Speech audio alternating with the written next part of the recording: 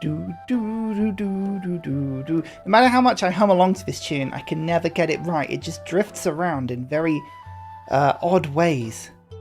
Which is this one? It just says the ancient era. That's not very handy. But which Civ? Which Civ's ancient era is this? Don't tease me like that, Spotify. Does anyone know which one is this? What is this music? Why? Why and how and where? I don't know what this one is. Hello, everybody. Hello, hello, hello. I'm Ursa Ryan. It's patch day. It's a patch day. Oh, I'm excited for patch day. We like a good patch. Who's in chat today? Hippie King, Thomas, Pillow, Nicola. Hey, Nicola, how you doing? Matt Nat, Mr. Beast is a god? Is the god. Oh, I do apologize. Not a god. There's a difference between a god and the god. Woodcutter, Boof Hamster, Selkov, Mushkin Mandletort. Oh my goodness, the one and only Alex Frost as well. Richard, Bianca Portland. Everyone's here. Oh, Dorinshan as well. I've just seen. How's everybody doing? Ah, what a day. Man, it's good to be back with Civ 7. The last few streams have all been Civ 6, haven't they? Paternity leave kind of... It broke the little streak of Civ 7 content I was doing. We've been falling back on some easy to film, easy to do Civ 6 content, but Civ 7 is back. And actually, now here's a fun thing. I was filming Civ 7 today. Oh, we've got a fun series coming up. Something I don't think anybody has done yet. I don't think anybody in the YouTube space. And I double checked this morning and I'm pretty sure as long as we can get it from a cutting room floor quickly, I don't think anyone's done this sort of Civ 7 run before. So I'm looking forward to putting that one hopefully by end of the week, maybe? See how it goes. New patch, Khan. Aren't I supposed to be underslept? I am, very much. I'm just very good at hiding it. I probably had about 5 hours last night, which in recent days is pretty good. I'll take that. That's fine. Hello, everybody. Can't wait to see what Dai Viet has in store. Oh, no. Pronunciation's going to be tricky, but yes, they do look interesting. The new Civs do look interesting. Lord Rich is here.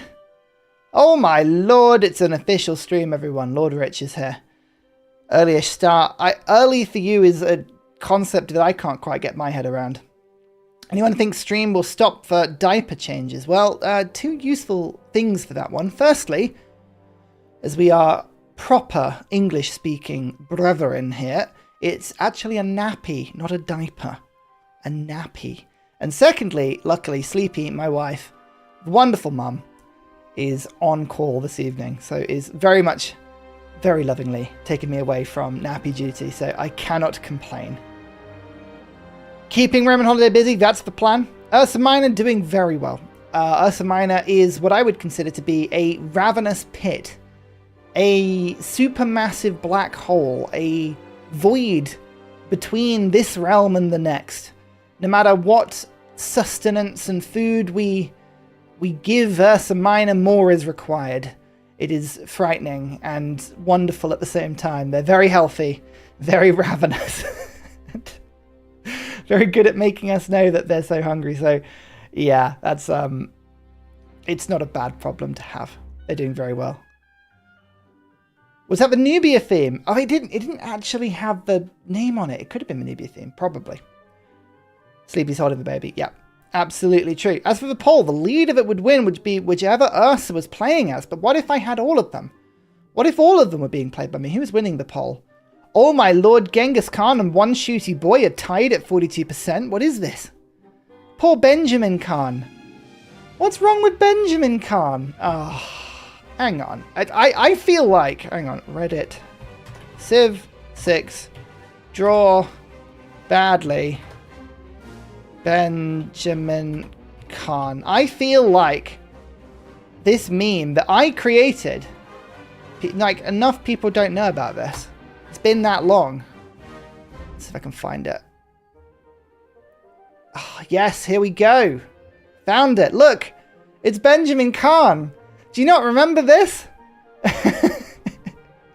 I made a joke so funny that it made all the Firaxis devs, like, it made them laugh. This was their favorite one in the office for about 3 months. Benjamin Khan. I wish I could sort of show you the neck fold. Oh yeah, I can. Hang on. Look at the neck folds. That was my favorite thing about Benjamin Khan. And the horse. The horse that lusts to the thrill of battle. I believe in Benjamin Khan. I will always believe in Benjamin Khan. That's just the sort of person I am. What can I say? Time to conquer the world. Archangel, you get it. 5 hours of sleep for a few weeks since having a newborn. That's great. Child is kind. Yes. Child is kind. Child is, I would say, very vocal at letting us know they need something, but doesn't make too much noise otherwise, which is a fantastic combo. So I can grab 1.5 to 2.5 hour chunks of sleep, and I can normally get about 3 in a night. So it's pretty good. It's more the breaking up of the sleep. Like I'll go to bed 10 o'clock and I may not get up till 10, and I've only slept for about half of that. It's very weird. I'm just having to get up all the time, but it's fine. You did not realize I was the day of draw. How did you not know that I was the civ? I did all those drawings. That was me. I did that. Look at the drawings. Look. If we go on it, it says Ursa Ryan. It's even got my thing on it. How did you not know it was me? Also, look at my karma. I'm not saying that drawing every day is good for Reddit karma, but I do have 676,000 karma. What do I do with Reddit karma? Can I sell it?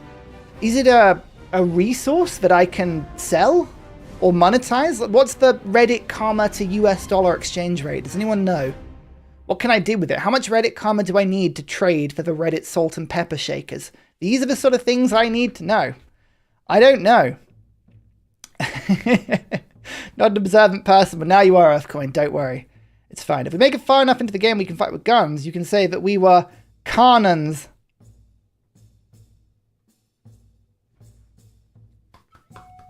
Yep. You have the Ursa dad joke of approval. Fun thing, I can actually make proper dad jokes now, because I am a dad. Isn't it great? Isn't it great? Okay, lovely, lovely people. Well, what a day it is today. It is update day. It is update day. My lord. Civ 7 has had an update. It's 1.2.3. We love patch day. And so far, it seems, I don't want to like jinx this too much, but it seems like it's actually working, which is pretty impressive. How many of the mods are not working? I don't know how many of the mods are not working. We're gonna struggle with this later. But my purpose of this stream is twofold.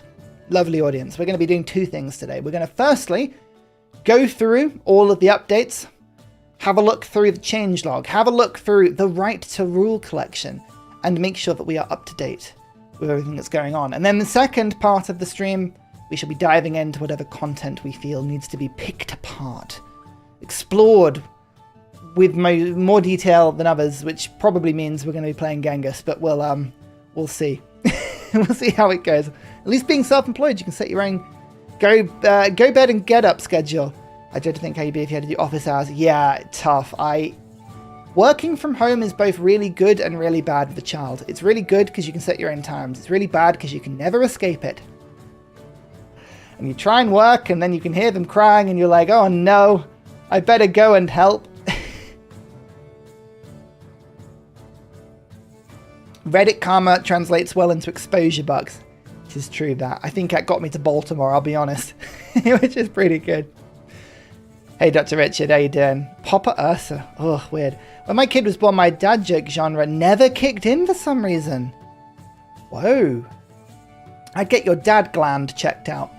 It's not your prostate. It's very different. The dad gland is the source of dad jokes, and it can be found just at the back of the neck, just that little lumpy bit. I'd get that checked out if I were you. It's normally it could be the sign of something more serious, like daditis or joke-itis. Don't know where I'm going with that one. Okie dokie dokie dokie. Shall we have a look? Shall we have a look at the update? Here we are. Right, hang on. How much can I zoom in here? Oh, we can zoom in a bit. Look at this. 1.2.3, July 22nd, the aforementioned third iteration of the 1.2 updates. The naming scheme continues. When will we go to 1.3? No one knows. Will we end up at 1.2.15? I don't know. Time will tell. Time will tell. So, first thing to mention, if you're playing on a Switch, tough. Oh, okay, right, fun fact. I actually have a Switch 2. I got myself a Switch 2 just before the little rascal arrived. I haven't played any Switch 2 games yet. All I've played is Tears of the Kingdom, Zelda, updated to Switch 2. It's really good. I love the Switch 2. It's an amazing console. I was tempted between getting a Steam Deck and a Switch 2. I went with the Switch 2 in the end. I probably should have got a Steam Deck, but I love the Switch 2. It's really cool. This is interesting, actually, because I think this is a really interesting point about not necessarily just the Switch, but also Nintendo. And I'm going to give Firaxis a bit of an opt-out here, okay? I'm going to give Firaxis a little bit of a pass.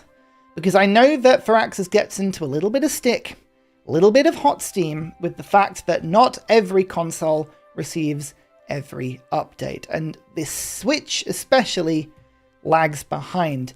It's not their fault. The problem is with Nintendo, not with Firaxis. So the Switch is no more difficult or easy to make a game for than any other console, right? It's not the fact that the Switch is really awkward. It's the fact that Nintendo have really, really strict rules. They have a lot of hoops you've got to jump through before any update can be unleashed upon the Nintendo store. So effectively, when you do the update, Firaxis then have to finish the update and then submit it to Nintendo, who take their sweet time at then clearing it. And often they will, vet it and stuff. Not that it actually helps in any way, but that is the reason why the Switch tends to lag behind. Now, the reason this is often quite interesting is because it's not actually just Civ 7 that does this. A lot of cross-platform games suffer this same problem. So it's not Firaxis' fault. It could be security. It could be the Nintendo Mickey lawyers. It could be the absolute just the legal loopholes that they lock their console up with. I'm not entirely sure about the specifics, but that is the reason. So now you know. Now you know. It's not just Civ as well. It's a lot of cross-platform games have the same problem. So this update also includes the first half to Right to Rule. I would say, very rapidly instituted DLC for Civ 7. I'll leave it at that for now. I think we've spoken about this before, but it's happened. Here it is. The first half of it has arrived with a roadmap. Remember, just like any major patch, your saves may not be retrievable, so make sure you play anything you need to before you update it. I think if you're playing on Steam, yeah, it mentions this, you can actually play a legacy version, so you can unlock your save files, which I need to do because I need to finish a playthrough on 1.2.2, so I'm going to have to do this myself. So it'll be fine. But here we go. Here we go.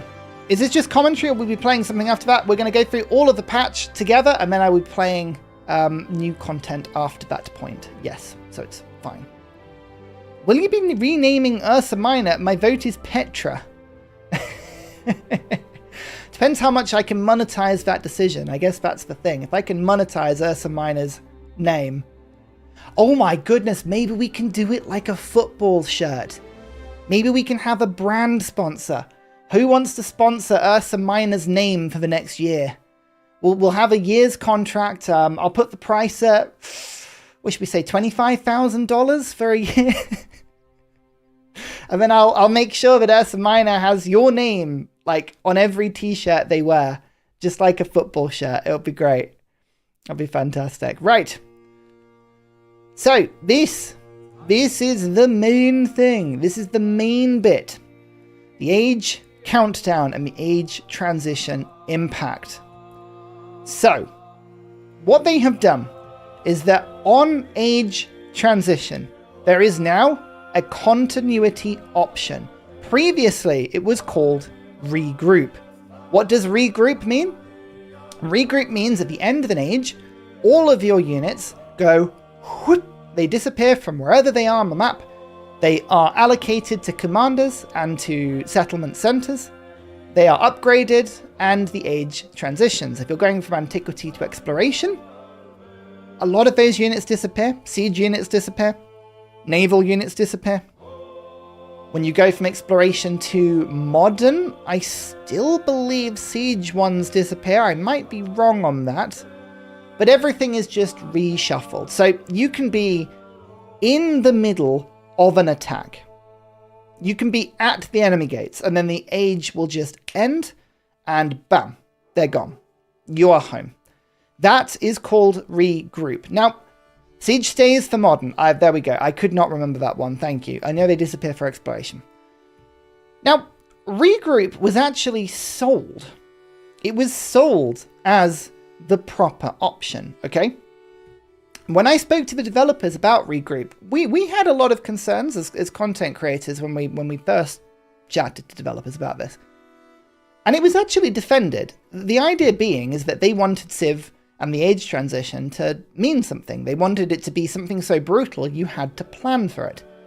So if you're going to attack anybody, you have to be aware that there is a reset. If you're exploring, if you're settling, there's gonna be some sort of reset you have to plan around. It's a bit like a board game with 3 very long turns. So again, I think it's interesting that they're sort of pulling back from the original formulation, the idea, the strategy behind the game and what they wanted to do it. But in this case, they haven't just gone back all the while. There's now a new option, and it's called continuity. And continuity, I think, is going to be very, very popular within the community that had problems with the age transition, because a lot of that has now changed. If you are playing on continuity, and you have to be playing a new save file because it doesn't work with pre-1, 2, 3 saves, your units will stay where they are on the previous age, except they will get pushed out of borders. Yeah, so it mentions it here. So they will get pushed out of borders, but essentially they are still on the map. They are upgraded, as normal. In addition to what is carried over before, you can now transition with ships and siege units from antiquity to exploration, as well as settlers, migrants, scouts, and merchants. Now, this merchants change, out of all of the age transition stuff, I actually think this merchant change is low-key really, really good, because I have found the merchants are really annoying to restart at the beginning of every age. It doesn't matter how many trade routes you have at antiquity, you still need to unlock merchants at exploration and do the same in modern and then make them all again. This is really, really cool. It means you can pre-stack merchants outside the borders of people that you want to trade with at the beginning of exploration or modern, let the age transition, and bam, the trade route can go. Later into the patch, it will mention as well that trade routes are now available from turn 1 on exploration and modern. You don't need to research them again. So that is actually, just merchants alone, that is a really cool change. I actually also think that scouts sticking around is a really cool change, because you've got a bunch of scouts, and often the scouts will explore everything in antiquity, and then they will run out of places to explore, and you'll bring them and they'll just sit in your cities or around the map, or you'll just end up getting them killed or whatever it is. And then nothing else happens to them. And then when exploration comes across, you have to then get new scouts to then go and explore the new world. This is really cool, especially for civs like Inca. I think Inca is going to get a huge bonus from this, because Inca has a unique scout. So now, if you buy 7 or 8 really, really cheap, and I should point this out, scouts are really cheap in the game. They are so cheap. They are, I think, the cheapest unit anywhere in the game. You just pump them out on the last turn, and then you start with 7 or 8 scouts playing Inca, and they're all your unique units, and then boom, boom, boom, boom, boom, you go and explore the new world. I love it. I think that's a really, really cool thing. Now, settlers is good quality of life. I have been caught out by this quite a few times, where settlers will you'll get them to the place you want to settle and then the age ends prematurely and then they disappear. That's quite nice. Settlers are one of the most expensive units in the game. So looking after those is really cool. You will no longer get advisor warnings for large armies. Now, I guess this is just in continuity. If you're playing with regroup, you still need to have enough commanders to take your army forward. With continuity, they've just got rid of it. They've just said, okay, you don't need to have commanders to transport your armies anymore. So you can just transport as many troops as you want. People have been asking for this, but let me tell you this from the Ursa Fountain of Knowledge. I think this is a bit of a cursed chalice. I think this is a poisoned chalice, because what's going to happen is that the AI, especially on higher difficulties, prints and prints and prints and prints units. And it now means the AI can take as many units into the next stage as they want. So we are going to see exploration in modern ages that start off a lot more violently than they have done before, because I know the AI always has a larger army than you. Of course they do. They have a 160% bonus towards making it on deity. It's a huge production bonus. They've been limited because they didn't have enough commanders. That's not a problem anymore. So yes, you can take as many units as you want. Multiplayer, that might work really well. For you, it might work really well if you've got a lot of units. The AI is going to get a much bigger advantage out of that one. So we'll see how that works. That's interesting. You can keep the scouts from the start until the very end. Yeah, absolutely. Quite literally a perfect change. Troder, it's having to be researched every edge didn't make much sense. No, I found it a bit abrupt. Definitely. Merchant stacking will allow you to avoid being war declared on turn 5. Yes, well that with relationship management changes as well is going to be a big thing. The multiplayer especially is playing as Persia. Yep, true. Scouting and settling the new world should get a kickstart with these changes. It means that you can really, really line up to have a good exploration rush if you're quick.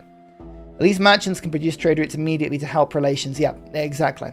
Speaking of, improved relationship management. Now this is a big change as well. Instead of sudden shifts to your relationships with other players after age transitions, what this basically meant is you would have a relationship with the AI that was anywhere from like minus 120 to plus 90. I think that was the rough range. Was it minus 90 to plus 90? Could have been just 90 to minus 90. They would summarize that into one number and you would take that through to the next stage. And it normally meant if you were angry with someone in antiquity, you had no choice but to be angry with them in exploration as well. So now, after transition, your relationship will now slowly be pulled back to 0 over the course of the game.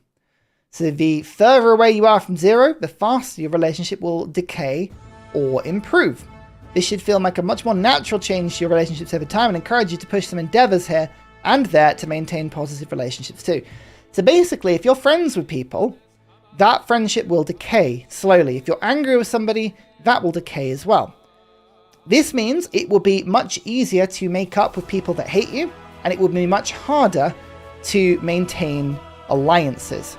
So we will see games with multiple alliances much trickier to obtain, and we will see long perma wars of denunciations be a little bit less. Everything is shifting towards the neutral a bit, and I don't mind that.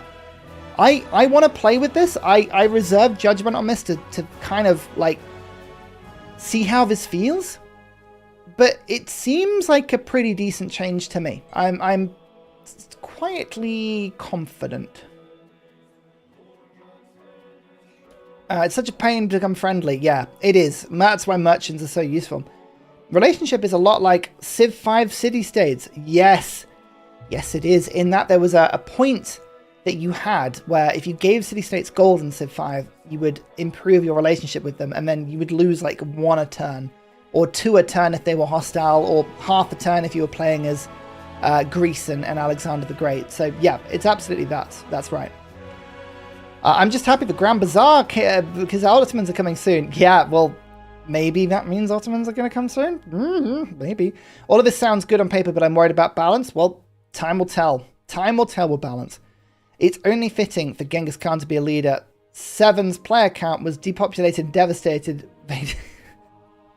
Well, I for one just enjoy seeing Genghis. That's going to be cool. Right, now this is an interesting one. I actually haven't played with this yet. I want to see how this works. End of age warnings. We've added a 10 or more turn save zone at the end of each age that guarantees you can finish your most critical tasks before the transition occurs. This countdown can be extended to 20 turns or turned off completely. Why is it... For whatever reason, I don't know what it is with the design choice with Firaxis with Civ 7, but this is mystifying me. Why is it only 10, 20, or turned off completely? Why are there only 3 options? Why can't I have a slider? Why can't I type into a box how many turns I want? Why can I not just select any number between 0 and 20? I find that there's so many mechanics in Civ 7 are like this, where it's like, well, here is an option for you, and you can choose from 4 pre-made parameters that we've made and balanced for you. And it's like, well, what if I want to balance them? It's so weird. I don't know why this does it. But it occurs all over the game, and I find it so unusual. Very odd. But I think ignoring that, end of age warnings, I think, again, for the people that don't like the age transition, this is a huge improvement, because the abruptness of how the age ended normally happens a little bit like this. At the beginning of the age, it goes like 0, 1%, 2%, 3%, 4%, 5%, and slowly climbs over the course of the game. Once it gets to about 50%, people start finishing legacy paths. Cultural, military, scientific, economic, whatever it might be. And when you finish a legacy path, bam, tons and tons of progress happens. If you get future tech or future civic, exactly the same thing happens. So what can happen is it very linearly increases from like 1 to 50, and then suddenly, bam, it's 65. And you're like, okay, and then bam, it's 85. And you're like, oh, how did that happen? That's really, bam, it's 100%. And you feel like you should be able to count it down, but it just, at the speed of light, disappears. Now, no matter what happens, no matter how quickly somebody ends the age with a rush, a flurry of future techs and future civics, this means that you will have, at the very minimum, 10 turns to finish your age, to get all of your units into place, to spend all of your gold, to move all of your settlers, whatever you want to do. And I think this seems really cool. This seems really cool. I'm generally pretty happy with this change. I like this. Again, I find it weird that you can't just select a number, but I would prefer for this to be in than not. So we shall see. Choosing the same ideology as a leader in modern equals a great relationship boost. Yeah, that's true. Choosing a different ideology makes them hate you. Because it's a game designed for Switch and ported back to PC. Console players can't handle sliders. I wish it was that. I think that is a joke, but I've seen plenty of console games with sliders, so I don't know about that. I like this because the progress goes faster and faster, but 10 turns is so much. It feels like a lot. Yeah, like for me, why is it not like 3 turns? Or 5 turns? Like that for me would have been better than 10 turns, but I don't know. One issue is that it can snowball with future techs, and if specializing on one path can make snowballing in the next stage. In terms of speeding the age up, I don't think I'm getting your point there, Malgus, but I'll assume you're talking very sensibly. I'd rather see the options at 5 or 10. Yeah, I feel like 10 is high, but we'll see. We'll play with it. Hopefully Firaxis comes around to feedback about the continuity setting. It should be more modular. Yeah, I think everything should be more modular. I think they should go down the Stellaris route with just having lots of modular stuff. But everything here is an improvement. Everything here is a positive direction. What we're talking about is tweaks. Tweaks to a system that is a huge improvement. So I like this. This is generally really cool. This is really, really cool. Catapults are now available at the start of the exploration age. Merchants are now available at the start of exploration, and modern independent powers will now spawn at the beginning of the age after an age transition on turn 1, not turn 2. That's just a nice little thing. I found it weird how they would just sort of spawn in randomly. That's really cool. So that's awesome. A merchant's change I think is really big as well. So we like this. Generally, I'm thinking positive stuff.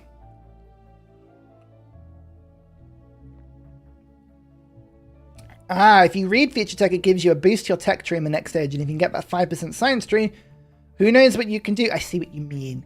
Right, yep, fair. 10 tons is good, but if we had a slider, I would set it to 20. Well, 20 is the other option. So, like, you're fine. You're good there, Kevin. We've got you.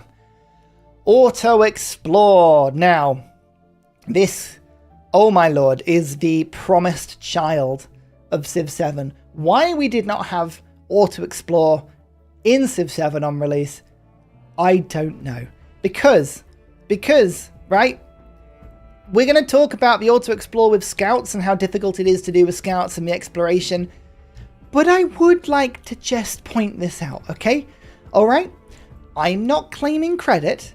I am kind of claiming credit a little bit. But I think Ursa Ryan, from a very early time, said it might be difficult to have auto-explore on scouts, but the ones I would love to have auto-explore on are naval units, so that I can sail around the world and find islands.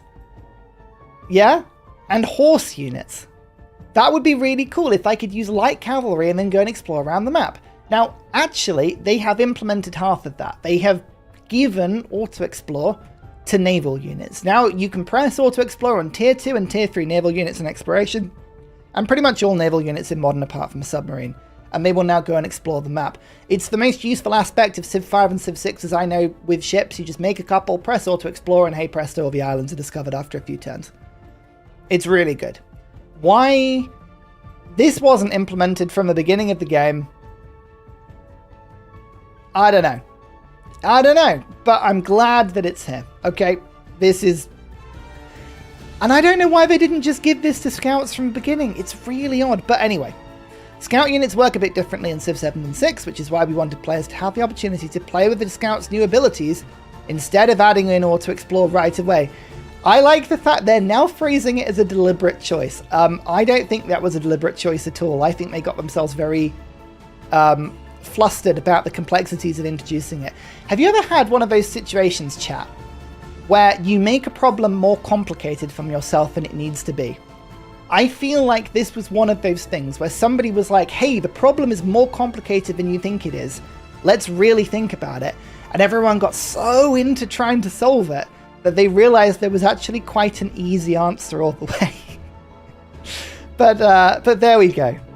Apparently it's because they wanted to make sure we used scouts. Fine. I like it. That's bold, but it's fine. Sometimes it's easy to let the scouts and ships loose to allow them to find a discovery, encounter a new civ, or even walk straight into danger, which is what's going to happen, and people will go like, oh no, it's happened again, I hated auto-explore, why did I want it at this point? There you go.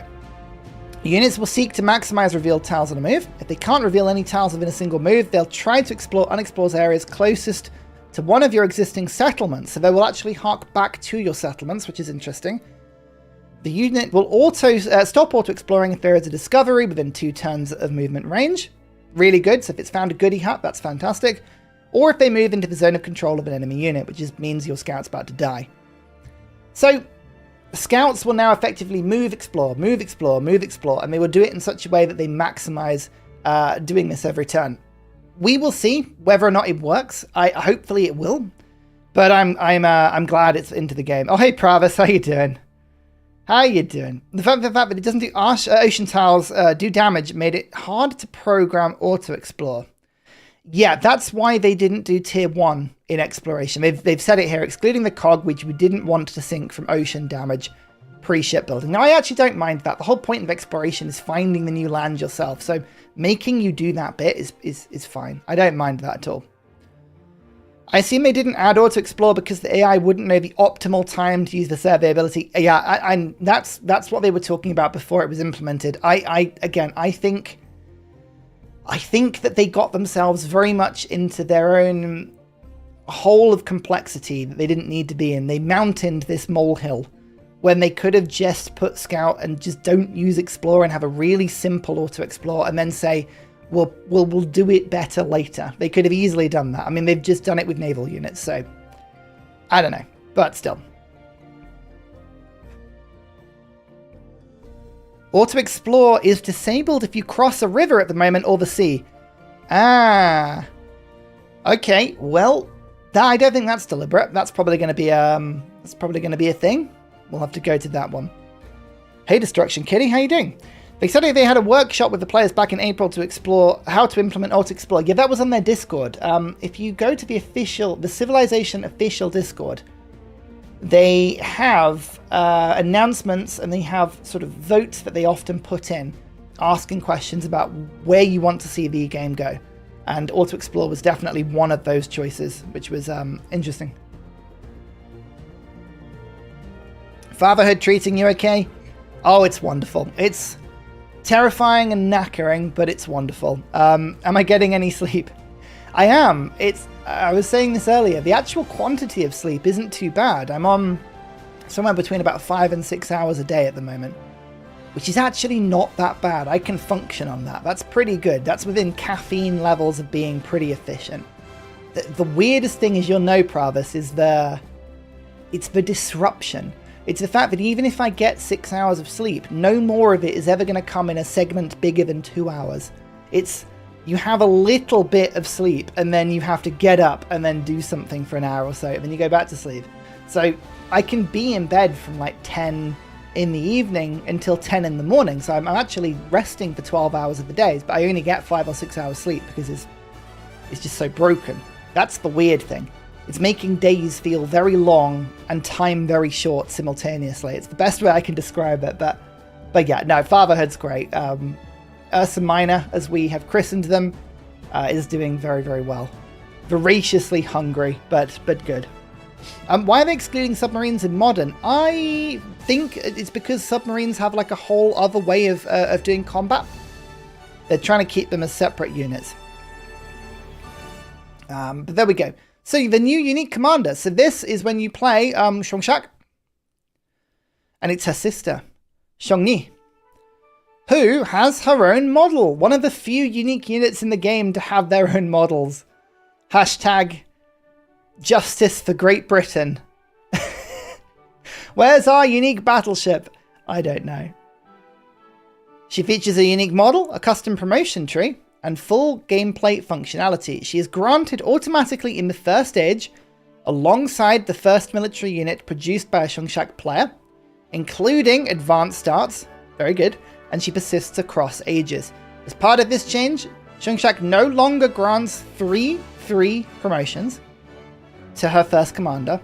She also has a unique commendation, Sisters Unite, which replaces duty and adds plus 30 to heroic assault.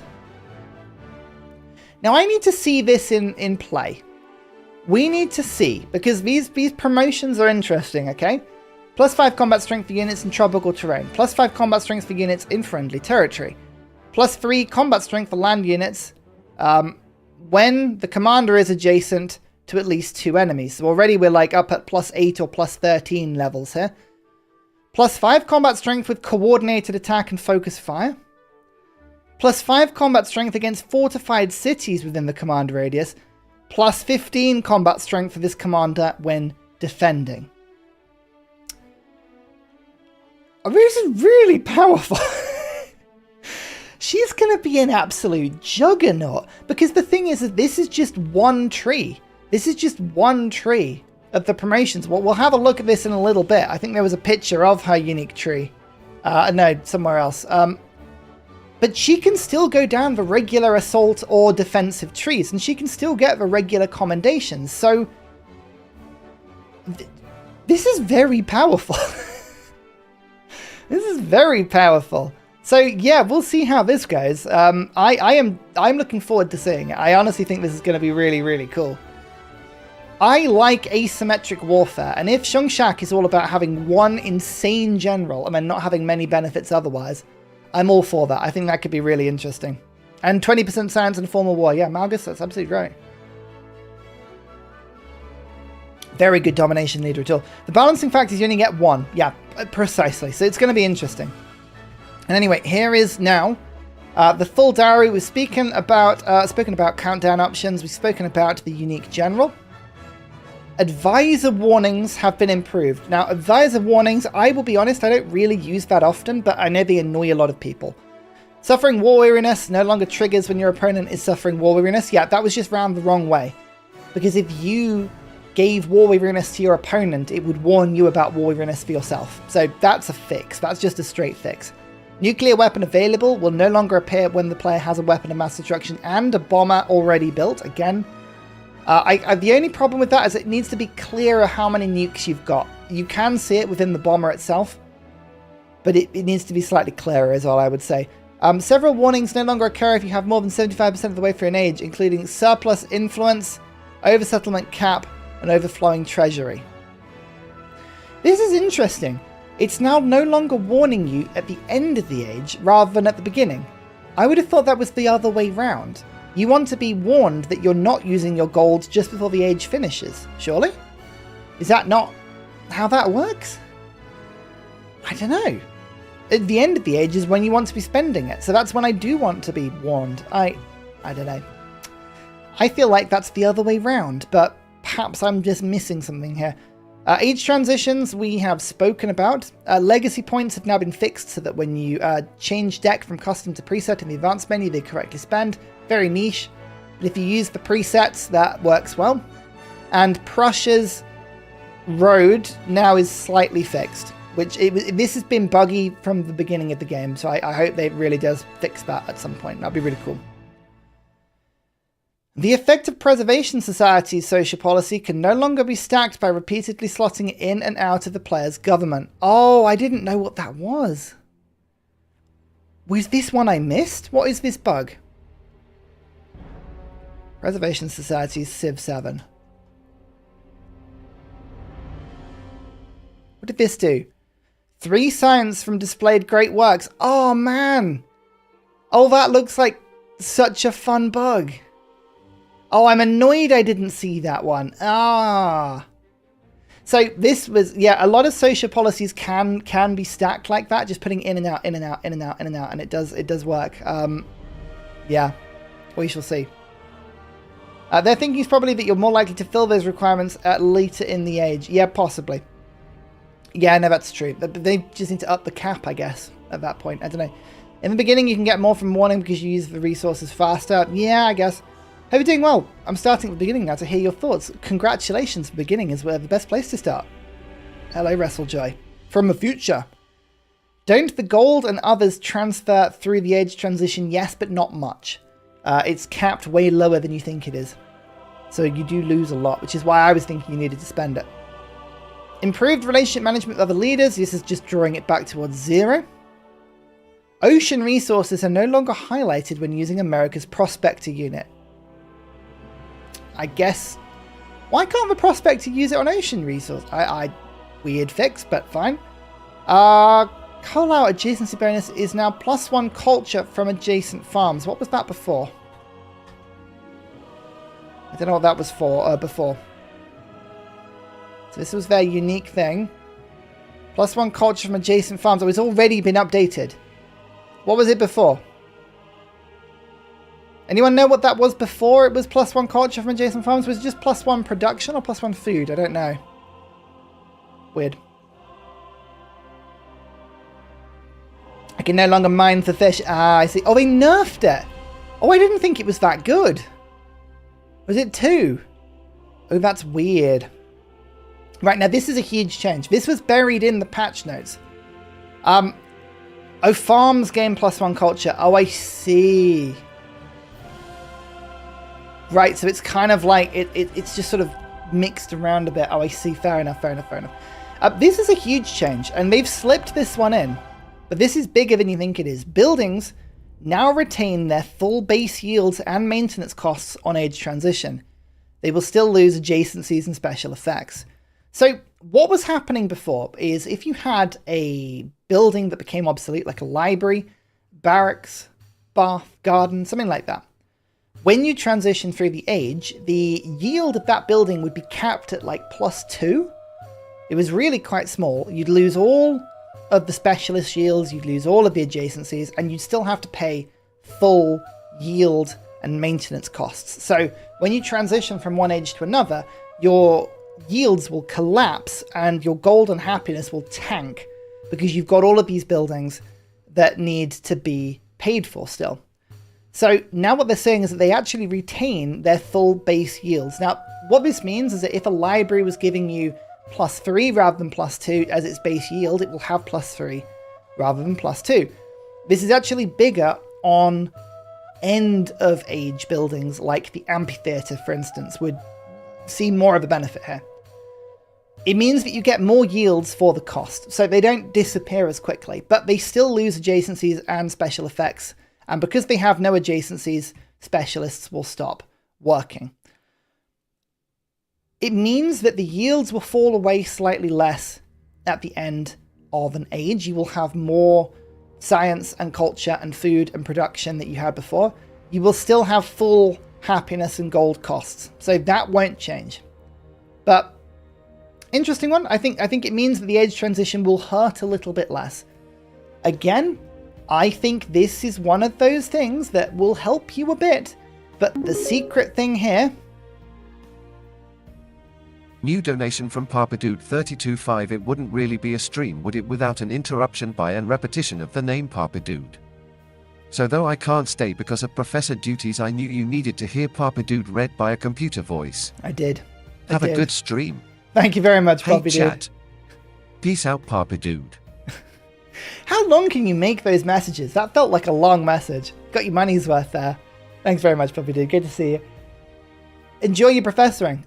I think that this is going to help the AI way more than it helps us, because the AI gets way more yields. We're going to see the AI going into new ages with a lot more yield now. So, yeah, we shall see.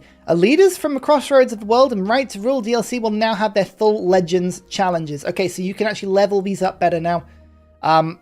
Before the crossroads of the world leaders like Ada Lovelace and Simon Boulevard, neither of them had actual challenges you could play. So now they've got challenges added into the game properly, which is good. New challenges for Right to Rule DLC: Civs, Dai Viet, and Assyria. Very good. Miscellaneous. Single player game has been increased to 12 players for huge maps. Huzzah! Perfect. And this is everything apart from the old gen consoles. So we can now play 12 player maps. Bring on 20 player. That's all I'm saying. Bring on 20 player. The thing is that we don't have 12 civs in every age, so you will have some repeats. But this is good. I like any I like this change. This is a good change. I want to see it go higher though. If I need to shorten Poppy D's name, you can call him Poopy. I don't know. Poopy, is that going to go down well? No. Very good. Not just Ada, this also includes Napoleon Revolutionary and Ashoka World Destroyer. Oh, thank you for clarifying. There you go. So we've got a lot more stuff coming in now.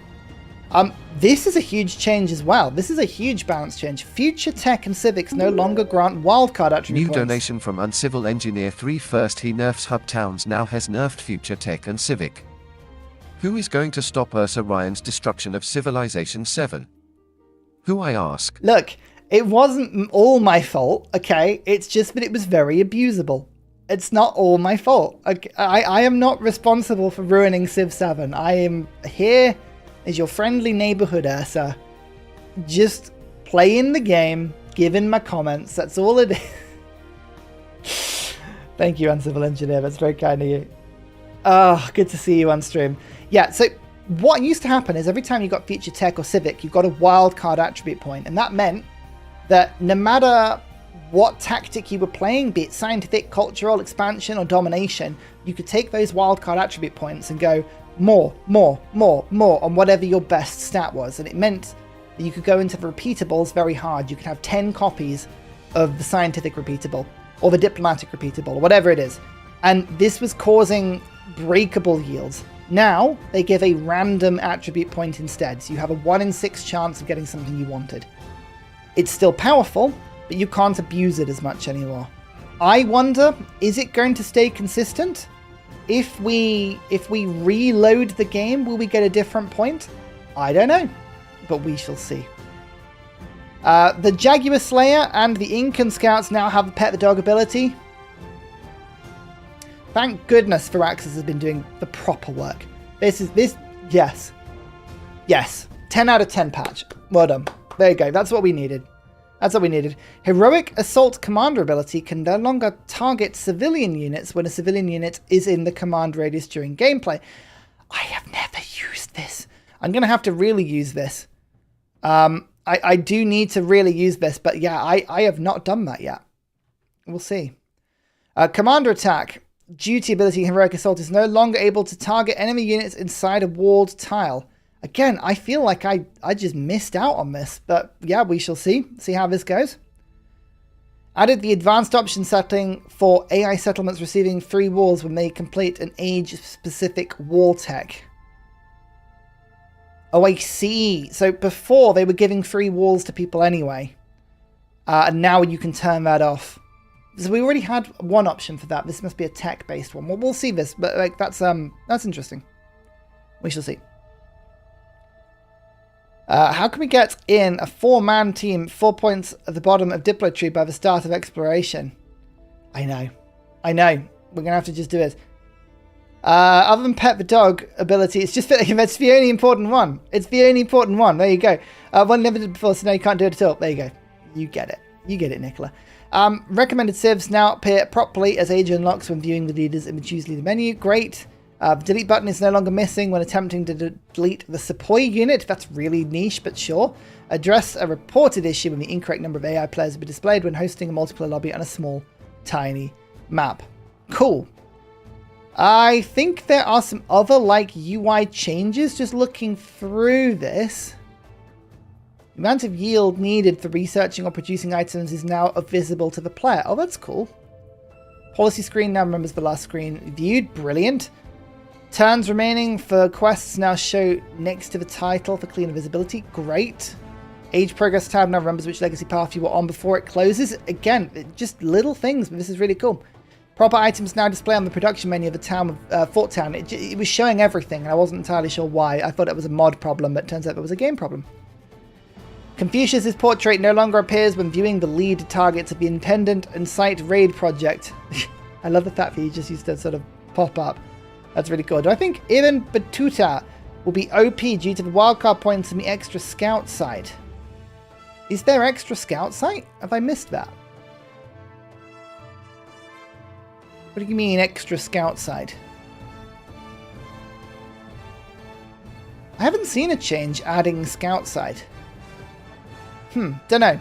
Any word yet on multiplayer's UI fixes when starting a game? Not that I've seen, unfortunately. I know people love it, but the pet the dog ability is such a bread and circuses feature to me. It doesn't do anything but add clutter. Spaceman. Spaceman. You've got to pet the dog. That is your responsibility as a Civ player. I'm sorry, it's not clutter. You just need to learn to view the important aspects of the UI. I'm sorry. Terrible.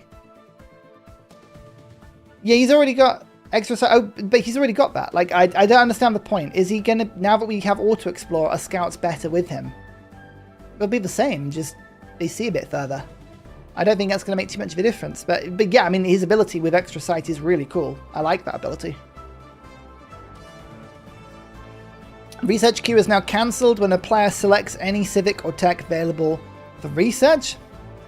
Redundant confirm quitting message no longer appears shortly when clicking an icon. Oh, okay, this is we're getting niche here. I don't think any of this is really that important. Text changes. If we go down to audio and text changes, you know it's not too important. But that's the patch. But the patch also comes with this, the right to rule, which is exciting. Which is very exciting. They're saying that wild cards are harder to get. So Ibn Battuta's ability is much stronger. I see. Yeah, fair enough. No, that's fair enough. The wild card ones are harder to get. So that ability is stronger. Nope, that's fine. I totally agree. Might make using Marco Polo's travels as a mentor easier since you'll be able to create a passive income from your scouts trial-upsing on the map. Yeah, it would be really cool. Pet the dog and he will scout much more effectively on auto-explore. It's true. It's about 10% better. It's really cool. So, right to rule has also now been released, or at least the first half of it. When is the left to rule DLC coming up? That's like a divine right level of joke. Congratulations, that's brilliant. Mushkin, you may end the day happy. Right to Rule is going to include, and this was already released, but we didn't have the names up until this point. Genghis Khan, Lakshmibe, I'm going to have to pronounce that properly, Lakshmibe. Lakshmibe? 4 new civilizations, Assyria, Dai Viet, Qajar, and Silla. So, only half of this is being released. Grand Bazaar, Mausoleum at Halicarnassus, Ubadar Mosque, and what Xiang Tong? 1 cosmetic badge. Oh, thank goodness for the cosmetic badge. Oh, brilliant. Brilliant. No switch icon, I don't think. Just worth bearing that in mind. Genghis Khan is the leader. And can I just say, I think he looks really cool. I wasn't sure at the beginning if I liked the model or not, but I think he's really, really cool. Oh, you're not going to talk? Oh, he doesn't talk. Normally they talk. It could be a mod that I've got. Normally they approach the screen and talk. Oh, that's so weird. I think he looks really cool. Like, he's just chilling, looking really angry. They've kind of got him looking strong, but also quite plump at the same time. It's a cool model. Resting Khan face. Yeah. But anyway, Genghis Khan is in the game now, which is really, really cool. He is expansionist and militaristic. Who would have thought? His ability, increased combat strength to cavalry units, increased when in an army command radius. It's +3 and +5. Army commanders have full movement with 0 packed units. That's a little bit of a quality life thing, but it's fine. I would have appreciated faster cavalry, to be honest with you, but okay. Once per age, army commanders can use the Convert Independence action to convert adjacent independent powers' military units to your control. So you can use them and your commanders to thieve units. Instead of having to levy them from city-states, you can just simply steal them once per game. It's kind of like Boudica. Yeah, it is exactly like Boudica from Civ 6. I don't know how powerful he's going to be. Because here's the thing. +3 or +5 combat strength. The cavalry units is welcome. But we already kind of had that. Charlemagne was doing that anyway, and he was doing it very well. And his is doesn't need any command radius stuff. It's just all of them. Extra movement in empty army commanders is okay, but it's not game changing. I mean, stealing independent units, it's powerful, but wouldn't you rather have an ability like extra movement for your cavalry or something? I don't know. It's weird. It's a strange build. I think he will be powerful, but it's going to be very nichely powerful. We'll see. We'll see about this one. I don't know. The Assyria mechanic, I like. We'll talk about that in a second. Friedrich Oblique whistles part of the theme chunk. I just found that out. Yeah, he does. He will be whistling it as he goes along. It's really cute. Useful in a pinch, yep. Also, it says independent powers, not just city-states, meaning you could maybe send a raid and then just non-mer units for building a fast army. Yep, you could. So I guess it does work on the barb units as well. That's fair enough. If there are no units packed, I don't need to move the commander fast. I guess the only thing, Kevin, is I would say with that is maybe if you're transporting your commander from one side of the map to the other, if you need to go and reinforce from the other side of the map, that could be quite useful. But then you'd have units on him, so I don't know. It's weird. Seems like a weaker Charlemagne. He does. Weird, because, like, Charlemagne has the extra happiness and the 3 units. Like, this 2 cavalry units every time you hit a celebration seems better than just being able to steal units. But maybe I'm missing something yet. I don't know. We'll see. You see him being a menace as an AI opponent. Yeah, interesting. Why is this input update important? Because it's a massive patch with new leaders and new civs and new updates. Of course it's important. Of course it's important. Genghis Khan with India will be really strong. Yeah, anyone with India is strong. Hey Eka, how you doing? Couldn't sleep. Well, you're in the right place. Does he come with any mementos? Ooh, good question. What are his mementos? Let's have a quick look. If I go to him. So he has -1 gold maintenance on cavalry units. That's not very good, is it? But okay. Saddle, +1 food per age per cavalry unit stationed on a town center. Does that mean it stacks so that you get 1 in every city for every cavalry unit stationed? Or is it just you get 1 just in that town center? I mean, it's a little bit of extra food, but I mean, why wouldn't you just use this one? It gives you 2 food per age anyway. It seems just like a better version of. Weird. Very odd. And then Banner of War. 1 culture per age for each commander promotion. That is a better version of one we had. Who had one like that? Somebody, was it Napoleon or someone had one like that? I don't remember who it was. Somebody had a similar thing, but that's actually pretty good. You do get a decent chunk of commander promotions. So that could be relatively useful. Weird. Very strange. It could be okay if you can get up to 7 with Pack Commander and then 1 more on top. Oh, you can stack them in a commander. Ah. Oh, that is... Okay, that's actually better than I thought. That's interesting. So you could get up to 7. So that would be 7, 14, or 21. Difficult to achieve. Very niche. But you could potentially use this ability to really turbocharge new towns. Like, that's not too bad. That could actually be a good Charlemagne ability, to be fair. Interesting. Oh, it's Shungshak, but with science. Ah, is that who it was?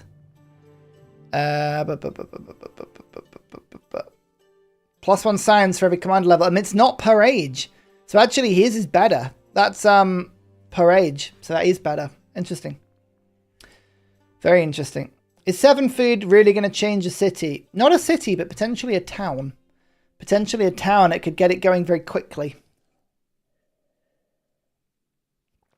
It's not that powerful, to be honest with you. But it could be useful in a weird sort of niche. I don't know. Assyria.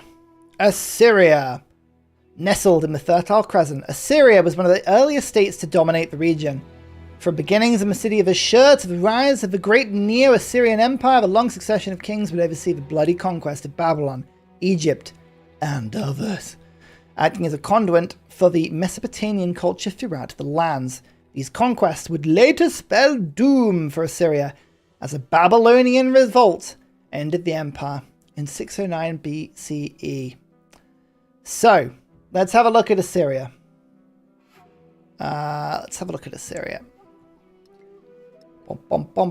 They are an antiquity age civ, and they have this sort of like person with a bow, which is really cool. Interesting. Gain a technology upon capturing a settlement for the first time. Okay, so you capture a settlement, you gain a tech, but only once, seemingly. Codices are not awarded from technologies, so there's no point going for masteries. Can generate codices from conquest after completing the civic. Production towards constructing. Okay. Interesting. So, you don't get codices from the tech tree, you get them from killing people. Interesting. Oh, well, that's a very, very aggressive civ. Very aggressive civ. The Civ 5 ability rears its head again. Yeah, so we can steal books. Interesting. They have a unique cavalry unit that moves like a wheeled unit and has additional movement. Okay. Can move after attacking and ignores zone of control. So I think this is just going to be a war chariot of some kind. A unique army commander. Infantry and cavalry units within the command radius have 5 combat strength against districts. Interesting. So it is really a city killer. A real city killer. An Assyrian unique quarter. Created by constructing the Royal Library and the Citadel in the same district. 2 production for each great work in the settlement. Interesting. Okay. The Citadel, 3 production, 2 happiness if placed on flat terrain, 1 production adjacency for wonders. Unique production building and fortification. All fortified districts must be conquered to capture a settlement. Oh, so this is an extra wall. Oh, that's really cool. That's really cool. And then the Royal Library, 3 science, has 2 codicy slots, 1 science adjacency to rivers and wonders. Assyria looks like one of those civs that is just really quite good. They remind me a little bit of a much more aggressive version of Maya. Maya has all of these science bonuses, but like that's quite good. You've got production, you've got extra science, and then extra production from your great works. They're going to be very powerful cities. Yeah, they get a better shuriken as a district. Yeah, the wonder is not as good as the Assyria thing. Interesting. Yeah, Genghis and Assyria will go very well together indeed. But who else do we think? I think Assyria is going to pair well with... Where is he? This dude.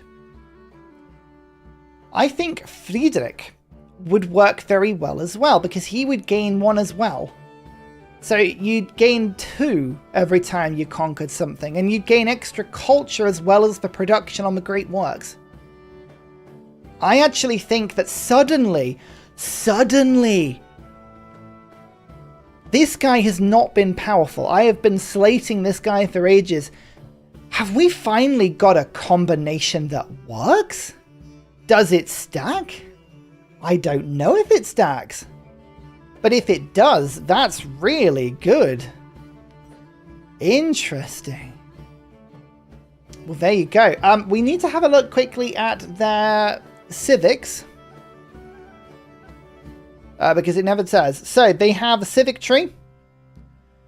The first one unlocks the unique building and the Shuriken Wonder. So people that correctly guessed that the Wonder was going to be paired with Assyria, well done. We're still looking at wonders that are in the game that are unpaired as a very big hint as to which civs are going to be putting into the game first.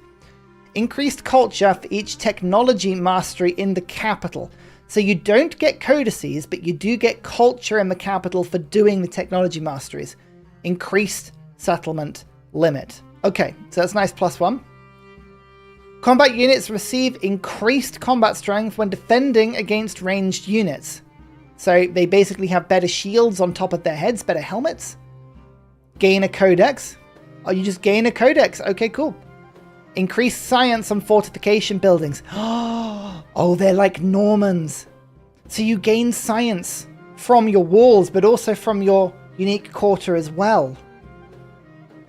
Oh, that's synergy. That's really good synergy. Interesting. Delicious. And then unlocks the Royal Library unique building and the unique commander unit. When you capture a settlement for the first time, gain a codex. I think that is going to stack. I think that is going to stack with Friedrich. Increased happiness to science buildings. Meh. Gain a codex. Increased production towards buildings and wonders with a great work slot. Oh. So this, I think, is only... This is the only second civ, apart from Egypt, I think, that has a wonder bonus. Is that right? In antiquity? So Assyria can actually build wonders better as well. That's unusual, but I like it. Interesting. So Assyria feel like a sort of weird blend of yeah, like the Normans and Persia. It's really cool. Only if the wonder has a great work slot. Yeah. But there's a few that are worth getting.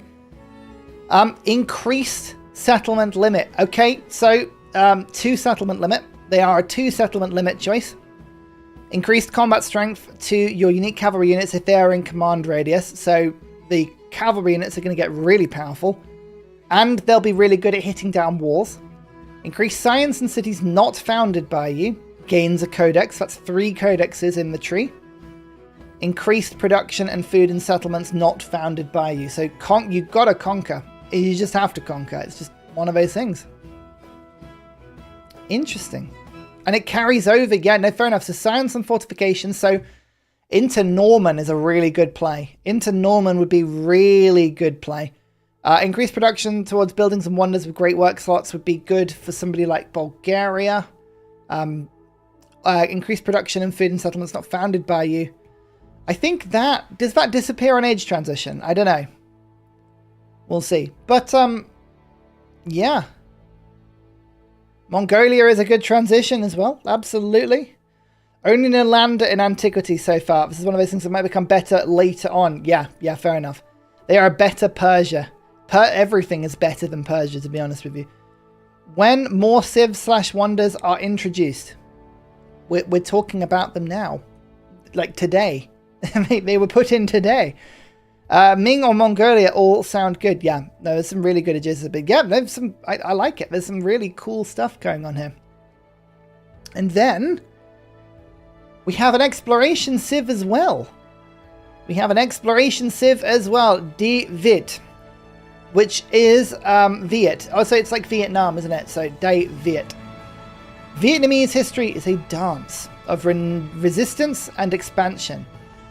The medieval Dai Viet kingdom, especially under the Shang dynasty, stood against Mongol invasions even as it expanded southward into the Kham lands. This dialectic of resistance and conquest led to the creation of a unique Vietnamese culture, one influenced but not dominated by Chinese sources and a strong sense of an identity.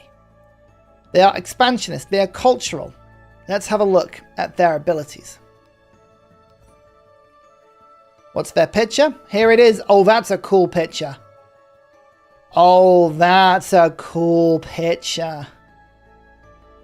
I like the dragon. The dragon's cute. Receive 5 culture for each urban population of a settlement when you construct a fortification constructible on standard speed. Oh, so already we have an Assyria into Dai Viet combo. Because if you build fortifications, you get culture, but they had a tradition that gave you science from fortifications, so... That's quite fun. Interesting. 30% directions towards a new wonder. I don't know what that wonder does yet. We'll have a look in a second. Another elephant. We have another elephant unit. We have so many elephant units, but we can just have a nothing but elephant game, I think, right now. It's a unique ranged unit. It has increased combat strength, cost, +1 size, and +1 movement. It's just a big, beefy beast. That'll be really good at defending in walls. Nice ranged unit there. Very good. Yeah, Assyria is going to work really well with this civ already. A unique settler. When this unit settles, receive 5 culture for every tropical tile within 3 of the city centre. So I think the problem is I don't think this culture is going to be... I don't think this culture is going to be a lot. Like, it'll be really good at the beginning of the age, but not great. Like, how much tropical tile will you get? Like 10 tiles max? 50? I mean, that's not going to be a huge amount, to be honest, but neither is this. Because I think Assyria does it better, doesn't it? 30 gold for each rural population. 30 gold for each rural population. 25 culture as a flat thing isn't as good. 5 culture, like, I don't think that stacks up properly. I think that'll need a bit of a boost. I think that'll need a bit of a boost, if I could guess. The Water Puppet Theatre. +2 food. +4 food, +2 happiness are built on floodplains. +1 culture each time a settlement has received fertility from a flood, storm, or volcano. Improvements, buildings, and districts in this settlement do not get pillaged by floods. Ageless. Does not remove warehouse bonuses on a tile. Interesting. Must be placed on an interesting existence. Okay, so this is just basically like Kemmer. It's like Kemmer again. Specialists do not count as urban plop. No. It does not, no. It should be culture per turn from each tropical tile. Yeah, I think so too. That'd be really cool.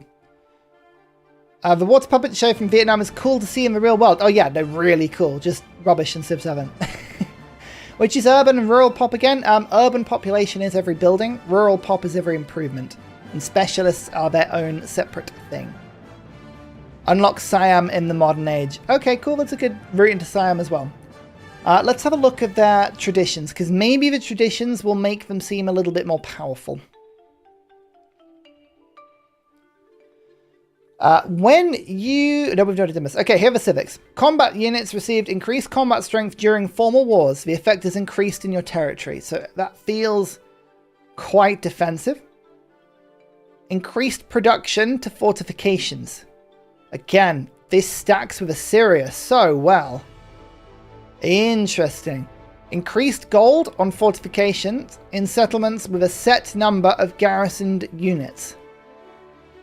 So as long as you have troops in your own cities and settlements, you get gold. That's quite cool. Maybe that would work with a few mementos. I don't know how much that gold will be, but we'll see. Gain a set number of relics. Culture buildings receive increased culture adjacency with tropical tiles. Oh, now that's good. That's going to be really good. So this, we're talking now like Kemmer or Maya into Vietnam.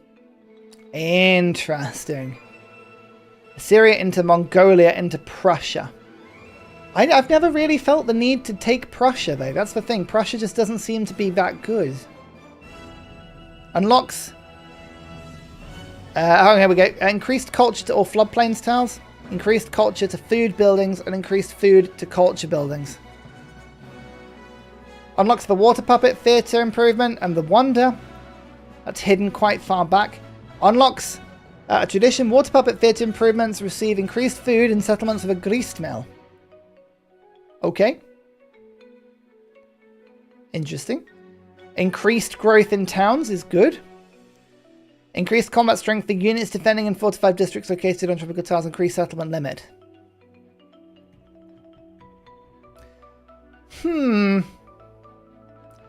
I think they sound really cool, but I don't know how powerful they are. Compared to Assyria. Assyria seems very strong.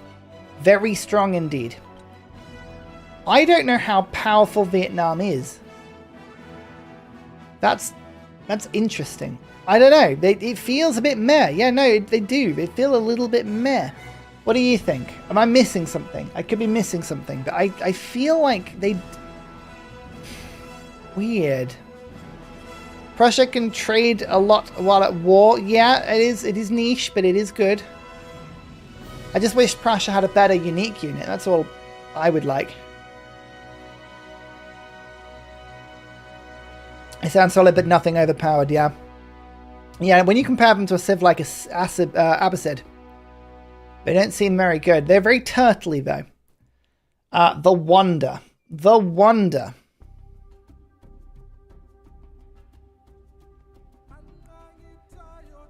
So, in this notification, there's nothing else on this one. Just so I can find the Wonder bonuses. We've got 2 wonders. They're not written down anywhere. We're going to have to go into the game. Hang on. Let me just load up a random game so we can have a quick look.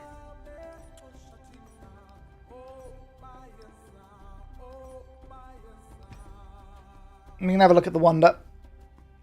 Because I don't know what it does. Franklin! Franklin! Who do we get Franklin with? Rome Franklin. Nice. Assyria to Normans feel as Fred Baroque feels very powerful. Yep. If you sit on settlers at age transition, will it convert into unique settlers? I imagine so, yes. Vietnam is a setup for Nepal? Probably. Prussia is amazing. Trade people at raw wave production, Jason to navigable rivers. Prof sure always just felt a bit meh to me. I don't know. Load into exploration, silly man. Yeah, but there's another wonder in antiquity. There's a wonder in antiquity. I want to see the wonder in antiquity. So here's Mausoleum. Mausoleum actually unlocks with writing as well. Oh my goodness. Oh my goodness, ladies and gentlemen. I have been known for rather aggressively suggesting that the writing opening is better than the masonry opening. Now there is a second wonder on writing. This is even more stacked than it was before. Where are all of the meta players going to be? No, play masonry. Masonry's better because it gives production on mines. No, no, no, no, no. No, no, no, no, no. Now we have two wonders. Mausoleum at Halicarnassus. The first time a cavalry unit is destroyed, it respawns in the settlement you own at 25 HP. 35%.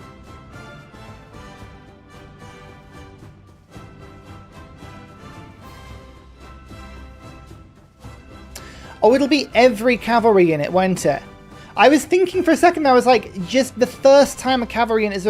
This is really weirdly worded. One of two things is going to happen. Either it is just your first cavalry unit, and then that's really, really bad. Or it means for every unit the first time they die. I think it means the second one, and it's just very badly worded. But if it means that every cavalry unit you own is respawned, that's quite good. I mean, you have to be very aggressive to utilize it, but that's really good. That's quite fun, actually. Interesting. It was 279. So 275. It's the same cost as Great Steel as well. Like, I think you'd have to be quite aggressive to play that one out, but like, pretty good. Pretty good. Yeah. Now we'll have a look at the exploration. Exploration. We'll have a look at the new wonders. Charlemagne will absolutely love the wonder. Get 3 horses and they won't die at the same time. I mean, that's literally what I was thinking. Hey, we got Genghis. We've randomly rolled Genghis and Mongolia. Nice. Yeah, Charlemagne would be really good. Also good as a last line of defense if you're defending with cavalry. Yep. Who's spending 10 turns of production to get 25% of horseback instead of building 3 horses? Well, no, because the thing is that it's sticks with you all game, and it will reset every age. And you can use it in exploration when you have Kashegs, or you have really powerful elephants, or you can use it in modern when you've got tanks. So it's the sort of wonder that you pay a little bit at the beginning for huge game snowballing. Like, I'm beginning to come around to it. I think that's actually going to be quite good. I think that's going to be better than we think it is. It plays nicely with Assyria, which has a unique cavalry unit. Yeah, exactly. Masonry's still better. Yeah. No, it's not. That's cool. You kind of get 2 cavalry for once. Not at S tier like Civ 6 Halicarnassus, but certainly great. Yeah, I mean, Civ 6 Halicarnassus was really, really good. Only better in later eras, yeah. Hey! Been a while since I got a stream, but hyped. Hey, it's really cool. We got some fantastic changes here. It's been a fantastic fantastic patch so far. Assyria encourages aggressive use of cavalry. Yeah, it does. Dota 2 fan. Good to see you too. Hoping there's a UI marker to show Mausoleum revived cavalry unit. Yeah, I doubt there will be, but that would be really cool. Okay, here is the next unique wonder. It is unlocked by castles. And it looks interesting. It looks interesting indeed. +4 culture. +1 specialist limit in cities with 7 current age walls. Acts as a fortified district that must be conquered.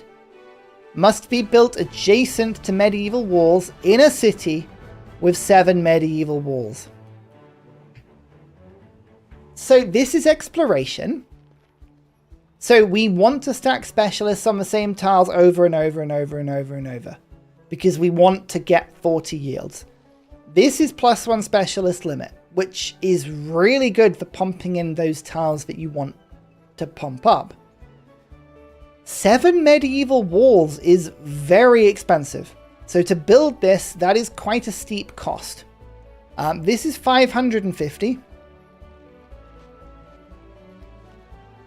That's 150 per wall, so we're dealing with over 1,600 production here.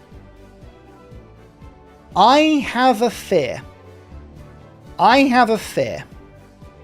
think this is a really cool idea, but I think we are never going to build this. Maybe I've got this wrong.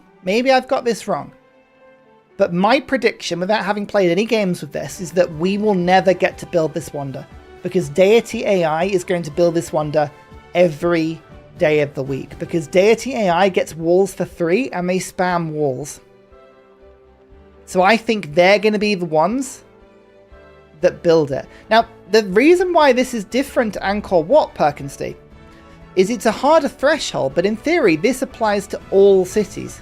So you could use this, and then every single city that has 7 current age walls would get the specialist limit. So if you've got 6 or 7 cities, that's a lot of benefit. That's a huge amount of benefit. But I think the AI is going to grab this. You can turn off 3 walls. Yeah, you can. So like you can manipulate it. But 7 wall districts in any city will be hard to do. This is going to be better for civs like Norman, who have a unique fortification. For civs like Vietnam. Not Vietnam, Assyria.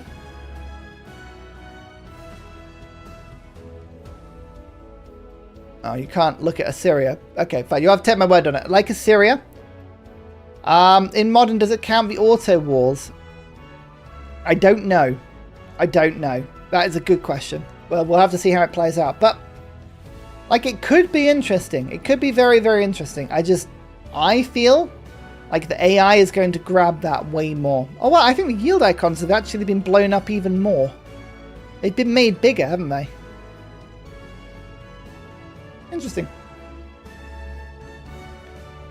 But those are the wonders. Now, the Grand Bazaar and the Mosque have not been released yet, because we are looking at this. Oh no, they have been released. They have been released. Oh, I'm so sorry. There's more. Let's see if we can find them. I thought these were going to be... There we go. Grand Bazaar. Here we go. In economics. Oh, that's a very early to unlock wonder. +2 resource slots. Homeland's treasure resource tiles receive 3 gold.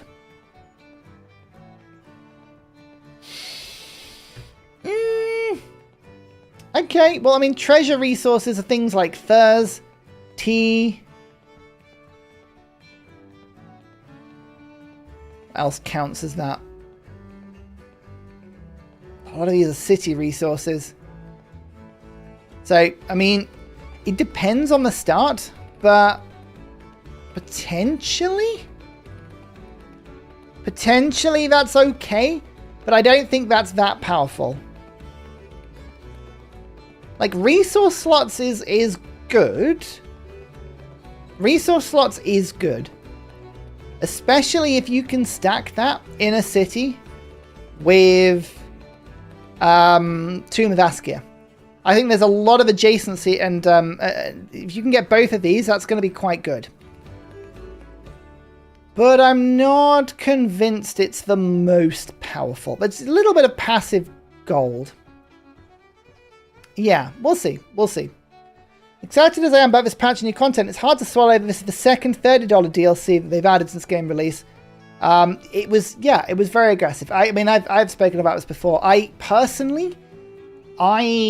have an internal rule in my head that a game should have about 2 Steam sales between launch and then the first DLC going up, which is normally about 6 months. So, I mean, this game has been out since February. So it's February, March, April, May, June, July, with 5 months afterwards. So we're kind of approaching more acceptable DLC timings right now. It was a shame it was all around announced so early. And I think that the difficulties with the launch of the game made it harder to swallow. So yes, it is unfortunate, but it has had 2 Steam sales. Well, I mean, there you go. So it's not that early now. It's just people are sort of getting it mixed up with the narrative around the launch, and that's fair, you know? That's fair. So yeah, it's a mixed one. Yeah, this is aggressively fine. I honestly think would not, that's a really good way of putting it. Pretty much be obsolete in modern era when treasure resources won't exist. Yes, but it will be very good because 2 resource slots make factories better, so it will come good in that way. So yeah, I don't know. It's an interesting one, that one. Let's now have a look at the modern age, because we have a mosque to look at as well. Modern age. Let's just open this up. I was like, is there something different here? No, it's just Nepal. It's like, something different here.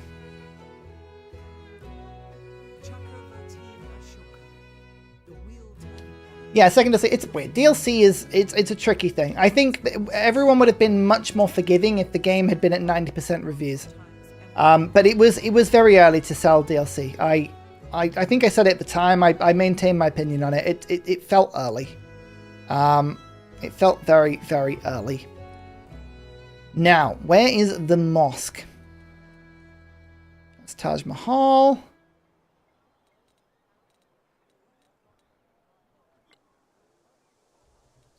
Where's the mosque? Here it is. Urbanization.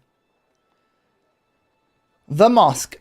Base yield 4 happiness. It's such a small base yield. It's the modern age. Why is it only doing +4? Weird.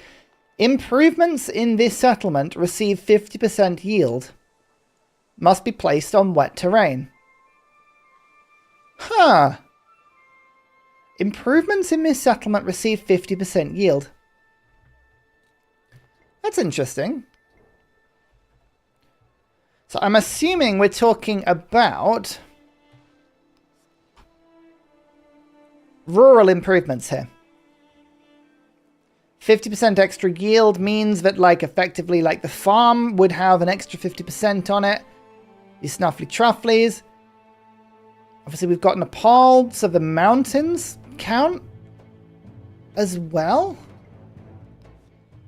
Interesting. So this is one of those wonders where if you were to stack this with a good strategy, like for instance with playing a goated Nepal, or by playing Renouncer Ashoka, by playing somebody like flowing from, I'm trying to think, Xerxes Achaemenid, with some of the yields from the unique things there, you could stack this really well. Like, this is fun. This is not a very good wonder that becomes goated with the right play. I like this. This is situationally quite useful. This is really cool. Interesting. Very interesting. Yeah, seems powerful with unique improvements. Yeah. Oh, man. Imagine if the Shawnee improvement was still bugged. Imagine that. I feel like so many effects in Exploration and Modern are so small for later having them to play. Yeah. Yeah, they are. They are. They're like 4 happiness. What's with that? That's so small. I mean, I guess I only have +19 right now, but it's so easy to get happiness in the modern age. The city park gives more than a wonder. That feels really weird. It's a fun wonder. Yeah, but I don't mind fun but not powerful. Fun is something I can do something with. Fun is cool. I like fun. That's awesome. Russia could do well with it, yeah. Xerxes of the Ancient improvement is awesome with this. Yeah, definitely. I think that could be cool. So in September, so we've got August, September to go, 2 months time, we will have 2 more civs and a new leader. with the right to rule. And I believe Crossroads of the World we've already got all the content for, right? Have we? Have we got all the content for Crossroads of the World? I have forgotten.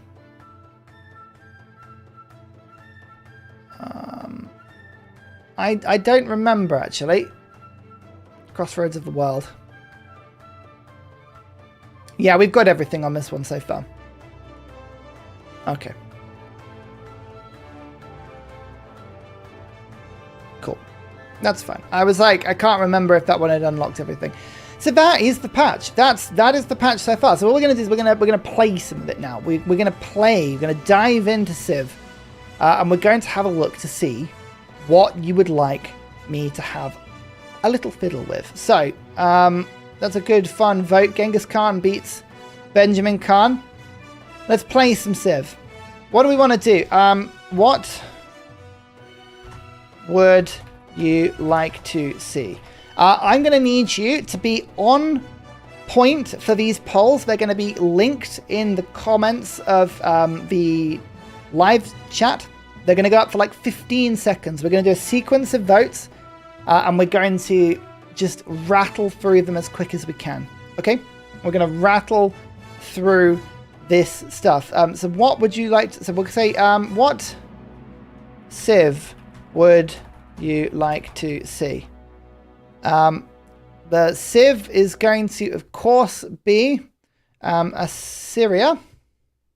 How do you spell Assyria? 2 S's. Assyria. Or we can play Dai Viet. So we've only got 15 seconds. Get your votes in now. And while you're voting, like the stream, please. Please, please, please. Thank you very much. Thank you, thank you, thank you, thank you. What do you want to see? Should we have a look at the Exploration Age, or should we have a look at Antiquity? Oh my lord, look at these votes coming in. Woo! Well over 100 now. Thank you very much. That's very kind. So, we're going to do 5, 4, 3, 2, 1, 0. Okay, right, so we're going to be playing Assyria. Oh, actually, you know what? I need to turn something off. I need to turn something off because it's a bit of a spoiler for a video that's coming up in a second. You don't need to see this. Actually, you know what? I'm going to leave it on. Because I don't think anyone's going to notice. I don't think anyone will notice at all. You won't spot that. Okay, so we're going to be playing Assyria. Who are we going to play with Assyria? I need to see some good leaders here. Leader with Assyria. Spell check? Do you know what spell check is? Nope. We will say Genghis Khan has got to be number 1. I think Friedrich. Finally good. Who else would work with Assyria?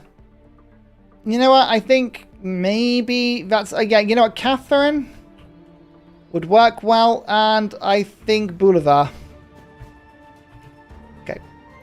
Another 15-second poll. Let me know. Who do you want to see? Who do you want to see? The Khan. Friedrich is high, though. It's going to be between those two. Oh. Remember to like the stream, please. Thank you very much. Very kind of you. Any plans on doing Civ 7 multiplayer like you do in Civ 6? Yep, we do. We're just making the mod. The mod is being made. Obviously Khan because he's new. I don't know. Shung Shak. Ah, Shung Shak would have been the other option. Oh, another time. You know what? Shung Shak, I think I want to make a series out of. We're going to make a proper series out of that. 5, 4, 3, 2, 1. It's going to be Khan. Did they change Friedrich? No, but he stacks with Assyria really well. But Khan. So, 3 combat strength for cavalry units, 5 when in army command radius. What mementos are going to work with him? What would work really well? With Assyria, we are attacking districts, right? So, do we want to put another +5 combat strength against districts? I think we're going to go for another 5 combat strength against districts. I think that would be quite handy. And then we'll have... Should we go +1 movement on cavalry units? Or +1 movement for commanders? I think cavalry movement is where I was going. Also, check out this mod. Check out this mod. I can search for mementos now. I can go like, oh, what, commander? Okay, I'll just type in commander. And these are other commander ones. Commander experience, reduction in commander time, commander level, commander XP, commander celebrations, movement for commanders. How cool is that? Don't ask me what it's called. I only found it today. I've got no idea. I'll update my Discord once I figured it out. It's on Steam Workshop though. I think let's go for +1 movement on Cav. Let's do that. Do that. Antiquity.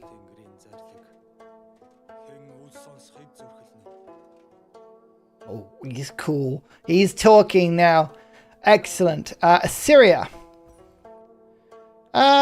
You know what? I'm gonna, because we're doing this live, we'll go online speed, we'll go custom. Let's try a Pangaea Plus, diverse Pangaea Plus, and we'll go for custom because I will play with deity for everything. Actually, not on tech costs. Let's speed this game up a bit. Yeah, deity, deity, deity. We want some walls, don't we? No, I can't be asked. We'll get them to do walls. Normally, AI building production. Yeah, that's fine. Unit production.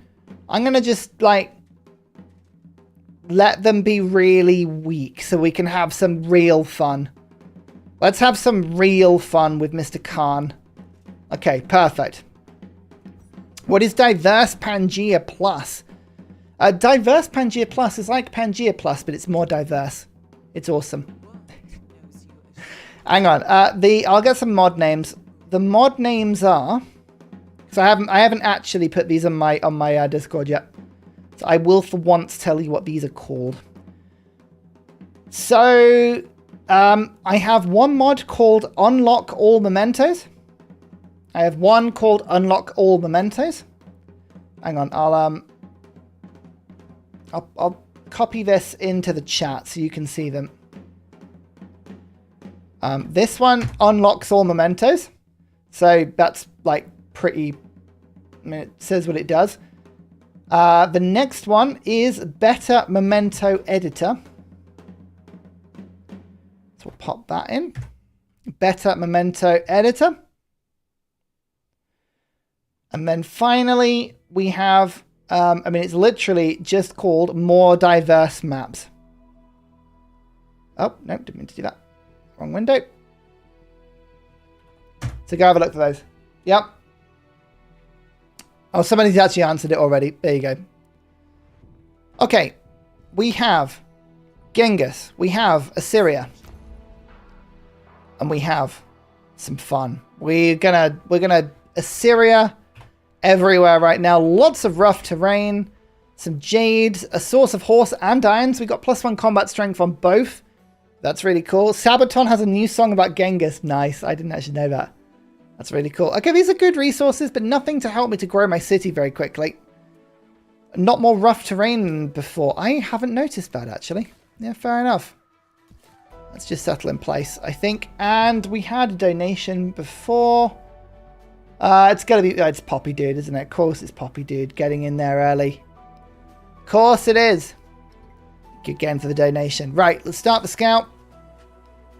Yeah, there is rough terrain. I don't know if there's more or less, to be honest with you. I couldn't actually tell you. Couldn't actually tell you. Go this way and... automate exploration. Right, first of all, pet the dog. Oh. Oh. Oh. Oh, it's so cute. And then we're going to put this on auto explore. Let's just see. Let's just give it a go.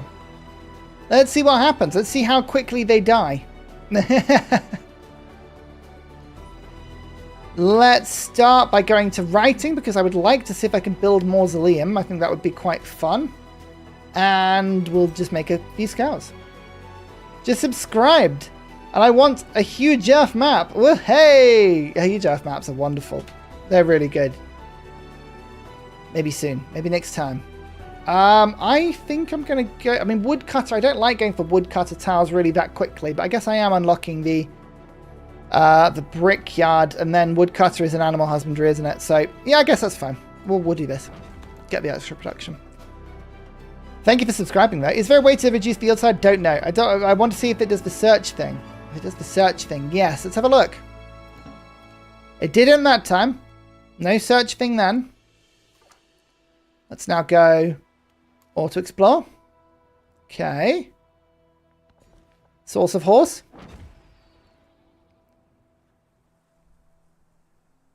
Is Carl watching to see what you break? If he is, he's watching silently. I haven't seen him today. Imagine starting out as Rome in the USA. No, it's TSL. It's TSL. So you start wherever it is. The name Genghis Khan is apparently due to misreading of Persian sources. How is it? Particularly, as I said, putting a scout on auto explorer, it's like saying to it, find the strongest unit on the map and get it killed by it. It's true. It's so true. Shingus. You know what? I don't know. Couldn't tell you. Oh. No. I don't think he explored yet. But let's see. Now we're going to go for animal husbandry quickly to get the extra yields on the camp. And so the woodcutter and the pasture, I think that's good. Oh, Borderline is here. Carl is here. Hello. You haven't seen me break anything just yet. Not just yet. We were actually, Carl, we were talking. I think one of the really, really cool things about Assyria, right? I honestly, like, in terms of the stuff that's been released, there's always going to be stuff that really appeals to you more than others. Good stuff and stuff that you don't necessarily get on first reading. Assyria seemed really cool. Assyria seemed like something that I love, which is asymmetry. I want more asymmetry in the games. I think Assyria seems really cool. The ability to get the codices in a different way other than just going through the tree, more domination focus, really good single player civ. But the thing I love is Mr. Friedrich. I used to think that this guy was really weak, but suddenly he has like a soulmate in Assyria. And I don't know if that's what you intended when you made Assyria, but he just seems to be so good with it. So that's really cool. Yeah. Really awesome. So yeah, no, that's really cool. I like this. Really cool. So again, no auto reveal right there, and the auto explorers come off because we found a goodie hat. That's fine. That was supposed to happen. Let's go through the culture to get this going. Let's go for you can have a quick look at the Assyria tree. Have a look and see where that is. So we can unlock first the settlement limit. That's a really quick settlement limit. I like that. That's really cool. Capital receives 2 culture for each technology mastery. Not a huge amount, actually. Technology masteries, I think they're about 10.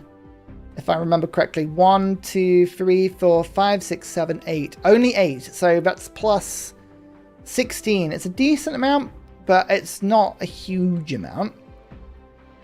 And the Citadel unlocks really quickly as well for production. I guess that's pretty good, actually. It's pretty good. Interesting. Interesting. I think it still makes sense to open with Mysticism, but we might actually rush our Wonder. And I'm going to go for... We don't need infantry units, we need cavalry units. So I'm not going to go Despot. I think we'll go Classical Republic first. Then we'll start with... Let's go for... Oracle Bones to get that celebration nice and quick. I like that mod. That's a really fun one. Thank you, Socratak. That's awesome. Okay, let's see what happens now when I press Auto Explore. Nope. Didn't do the reveal. City State. Okay. We'll keep looking. We'll keep looking. I think the Brickyard is... Brickyard the one I want? Clay Pits, Mines, Quarries. No. So it's the Animal Husbandry one, isn't it? Granary then. Granary will do. That's good. Auto explore again. Okay, no exploring there. He didn't do it.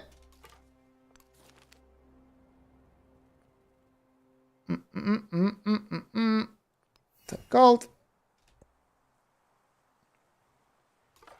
Also explore. Nope, didn't do it. Didn't do it. Didn't do it. So it doesn't look like it's doing reveal or search. Yet, anyway.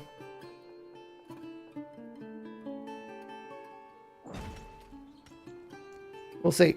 Scouts should be allowed to climb mountains. They can with Nepal. So animal husbandry, pottery, into writing. Just keep an eye on them. I don't know. It feels like they should. Uluru. No, they haven't done it yet, have they? Never supposed to be optimal. I imagine a lot of people are going to complain about it not being the best. Oh, totally. But I think the whole point of it being delayed was the fact that they wanted to make sure that it did do reveal some of the time. It doesn't look like it's doing it any of the time at the moment. So, yeah, it doesn't need to be optimal, but there was kind of like a... There was a reason for it, I think. Every 2 or 3 turns would have been a really simple way of doing it. Yeah, maybe. I don't know. I'm going to now go into... Let's do the Assyria tree. Let's unlock this stuff quickly. And then we're going to go for Settler, Settler. Actually, we go Settler, Settler, Settler. Nice. Nope. Nope. Nope. Okay, Rome with Augustus. Just be nice to you. Genghis is not happy that you approach.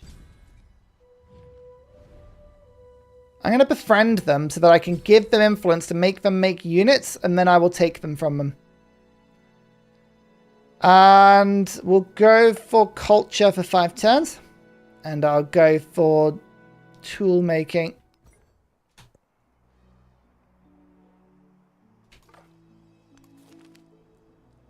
Nope. Okay.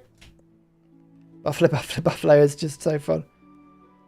If they just did auto-explore and vanilla to get it out, maybe. I mean, that's fine. If that's kind of how it was intended, I don't mind that. But I feel like they wanted it to be revealing. I feel like they wanted it to actually reveal stuff. So maybe something interesting there. So we don't actually need to go down the mastery this time. We're going to go to masonry and into, so irrigation masonry wheel. Or masonry irrigation wheel. We're going to go down that way. What is going to be really good for us? I think the camels would be cool. The unit stuff and salt would be awesome. I think tin, ivory. We know that Rome is up there. We can settle towards them. Where was Uluru again? Where was Uluru? I've lost it. You're not spawned in correctly.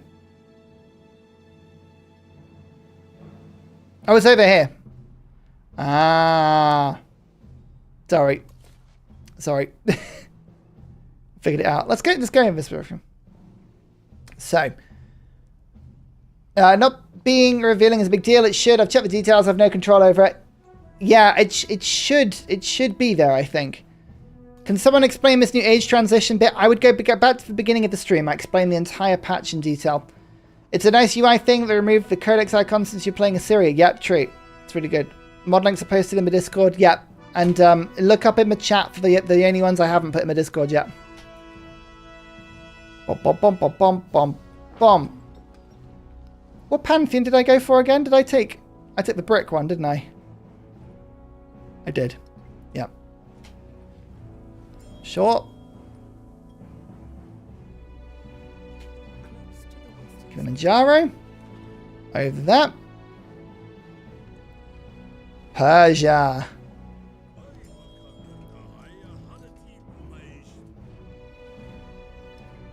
Age transition would be a massive bonus to the AI since it has no understanding of the end of the age. Yeah, it will.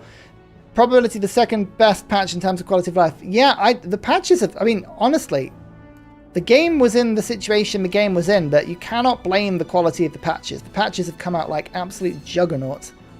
Okay. 2 golden ore settlements I can do soon. Now let's go for the codex, which is now hidden down here. It's science on fortification buildings. And we can get our unique building up in a second as well, which is cool. There's a very low resource start is the only problem with this start. Kind of wanted a bit of cotton or something. Oh, hello. Troy.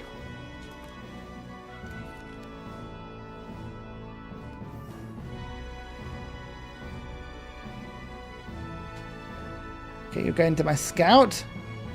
Which should, now in theory, it should give me the option to wrestle that one back into my control because it's now being attacked. Let's go and seize this gold over here. And one more settler.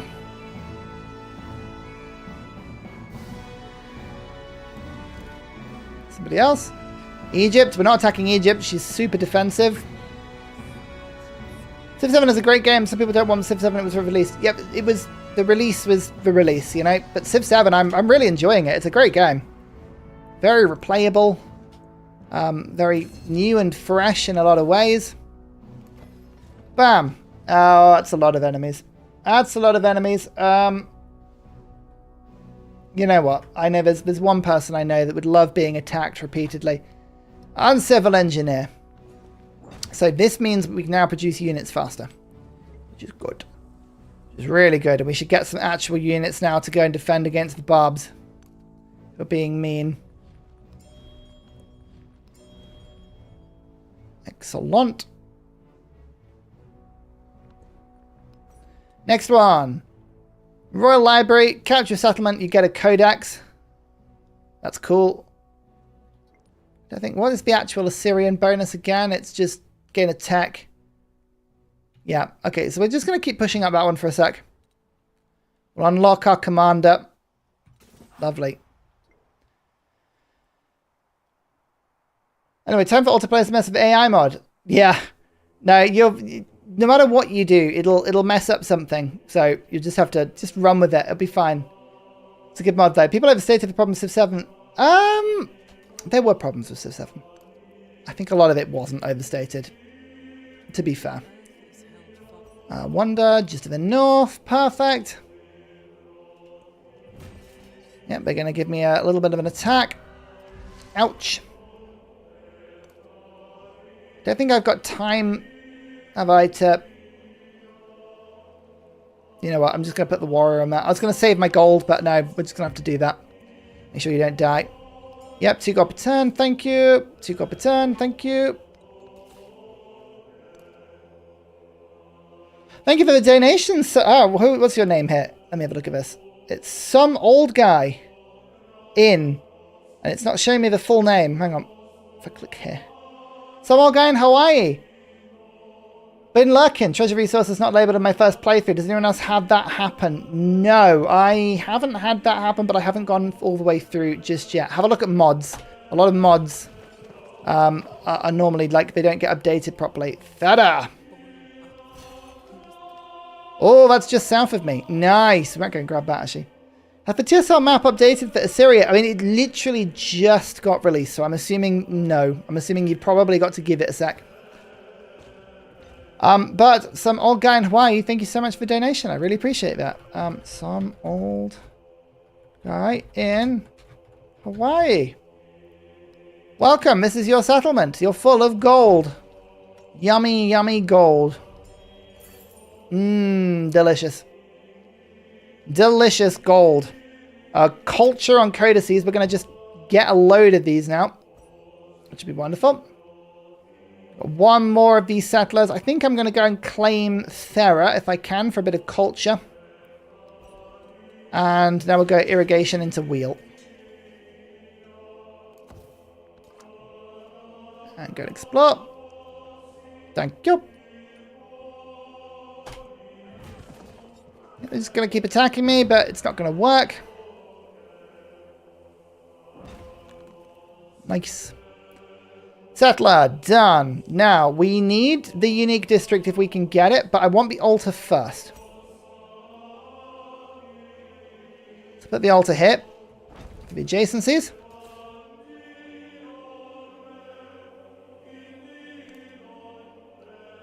I think I pointed out the right problems, then got into nitpicking mechanics. I don't know. Yeah, I can see why it's mixed. Ozzy Osbourne died. Did he? Oh no, is that true? Oh, Ozzy. Poor Ozzy. Well, I mean, he lived a very long and full life, so I don't think he's I don't think he'll be too sad. Man. Prince of Darkness indeed.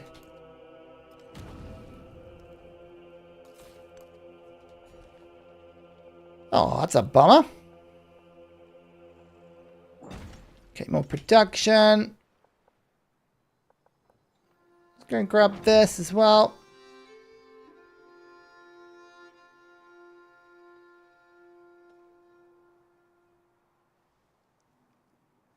Why not settle at the Wonder? Like this one. I wanted the gold here first. And the cotton. Actually, I should have got the cotton. That would have been good. Come on. Yeah, I honestly thought he was dead as well. Already. Or should have done. Fair play to the guy. Oh, no. Scout's being killed. This is the auto-explore. Science point. Love it. Thank you. Diplomatic action. It's fine. I'm actually going to start to denounce Rome. For no reason. No reason at all. Now, this is happiness if produced from flat terrain and adjacent wonders, adjacent rivers and adjacent wonders. So, hang on. Royal Library wants to be over here, doesn't it? Or here, or here.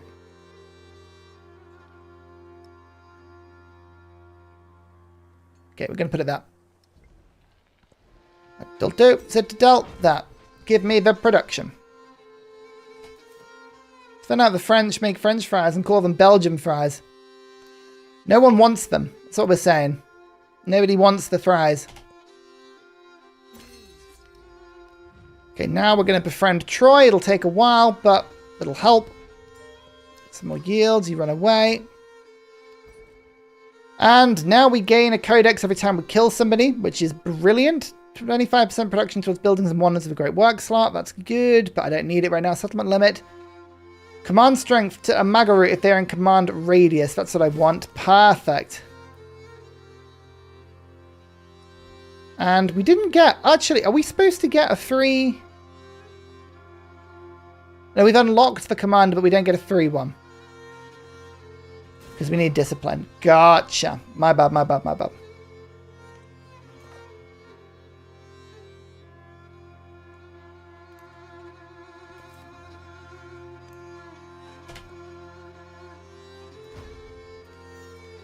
Through we go. That is 5% extra food in all settlements. Extra gold. Extra culture. Extra culture. Gold from settlements. And you got attacked, but that's fine.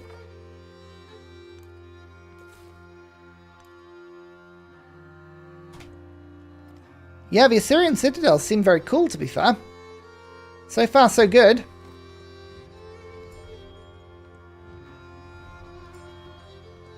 Everyone just keeps sending me stuff, which is amazing. Okay, the Royal Library. Let's get that finished for a 3 library building, and then we can get the brickyard going for 1 turn. Actually, that's probably quite good. Let's get that done fast. And then the saw pit, the library. Build this afterwards. We're just doing a good job of sort of stacking everything together. The library wants to go there. Perfect. Okay.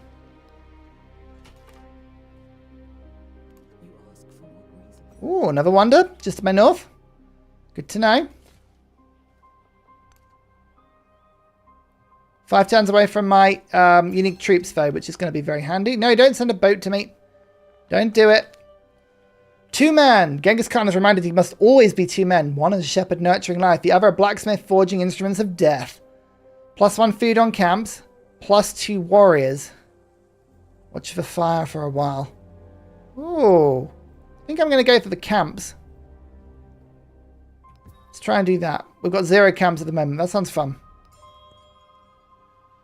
I have a list of mods. They're all on my Discord, apart from the ones that I have mentioned already in the chat of this playthrough. But I'll update my mod list on my Discord soon. City number 4. I mean, Assyria seem like they can expand nice and quickly, which is cool. And there is first tile of Thera for a little bit of extra culture. Thank you. 3 turns away. Golfos. Nice.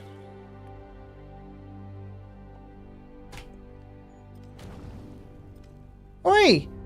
I have not seen city-states pillage things in ages. Oh, that's actually quite annoying. Stop it. Don't do that. Silk. Defenseless settlement. It's not defenseless, it's just lacking. It's just lacking. There's discipline. I'm going to give myself the combat strength against independent powers briefly. Information available. And the unique guy is +5 combat strength against districts. So we want to be attacking districts with him. That's the promotion tree we want. I think attacking with infantry and cavalry is the best way, so assault remains the best way. Troy would be excused for pillaging source of horse. I guess so. I guess that's fair. Maybe. Okay, we're going to get the wheel done. Perfect. Now we need to start building some troops. Some extra food. We've got the saw pit finishing. We'll have everything we need at that point. Then we're going to go for these. 1, 2, 3, 4. They're powerful. They're tough. Capture settlement. 1 additional codex. Yes. Take that. It's a good quest. We like that quest. So ironworking has the 2nd upgrade to the unique unit. That's good. I think we're just going to go bronze working for the barracks, though. And then we're going to go for the extra codex. There.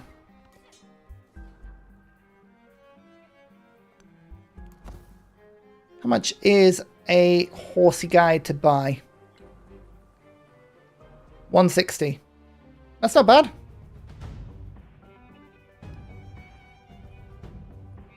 Two things need repairing. Cool. Let's do that. I'll buy that in a second. Buy myself an extra horsey guy.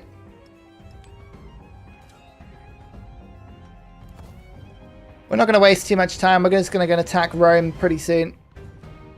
They do look powerful, to be fair, but I don't think they're powerful enough. Up to 34 production already. We're not going for like a sort of full campaign victory here. We're just playing to test out Genghis a little bit.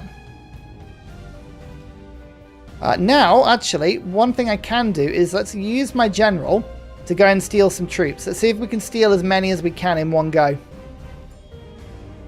There should be narrative events that trigger when something history happens in-game. It does. These actually do happen. There are them. They can be a bit niche, but they do exist in-game. Right, I'm just going to wait one turn and just see if they move around so I can get all 3 of them or 4 of them in. That would be cool.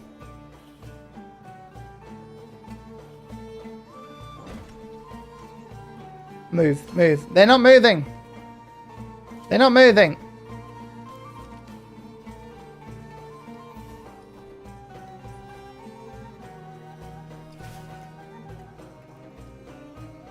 Oh, the Royal Library having extra space is really cool.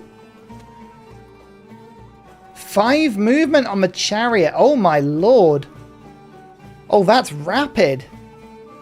That's rapid. Look at that. Ooh. That's really funny. Get some of those.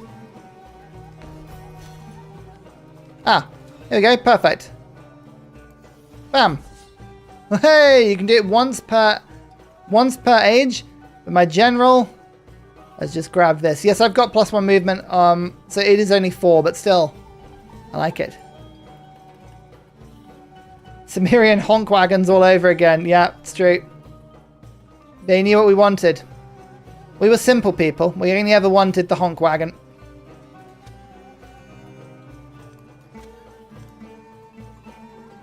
Okay, I'll move the general up in a second.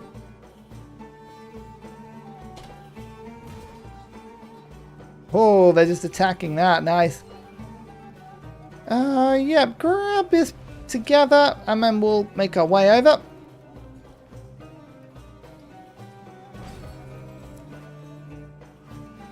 Some more culture.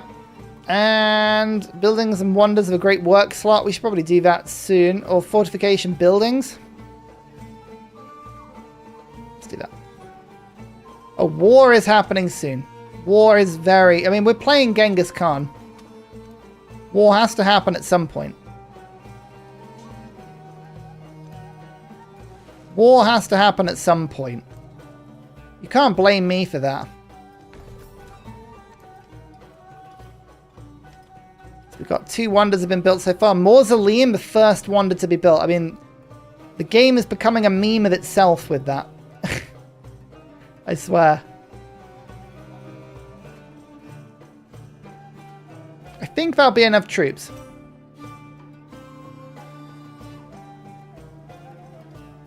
Let's build some wonders. Actually, we'll get 1, 2. Okay, we got plenty of troops now. Plenty of troops. Oh yeah, we've got almost double Augustus's army. That'll be fine.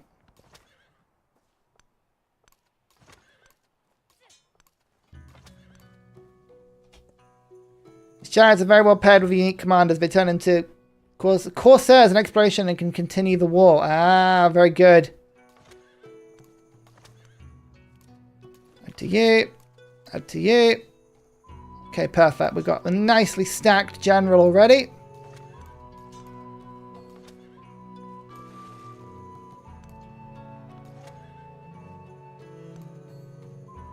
We should have plenty of troops, but we'll see. We'll see. Okay, settlement limit, good. Combat strength to my unique cavalry if they are in a command radius. Which I should be able to do pretty easily.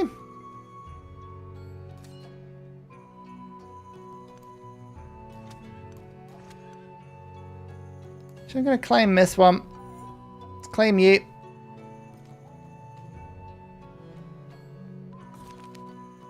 Military point or science point. Let's go military point, and then I can get the extra war support.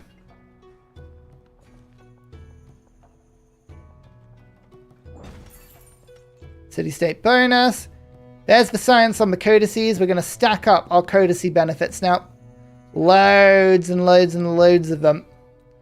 We'll go for another one here. 20% science in cities not founded by me. Lovely.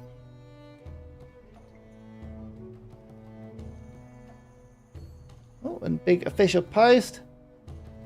Oh, Genghis Khan video has just been released. That's fine. We know what Genghis is doing. We know what he's doing. What sort of town do we want actually? Should we go for the urban centre? We like the urban centre. Let's do that. Send that food back to the capital.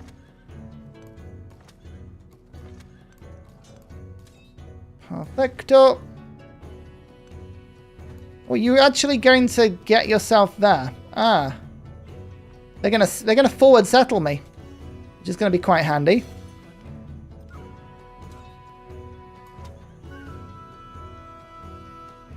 That is quite handy. Okay. Send another army down in that direction.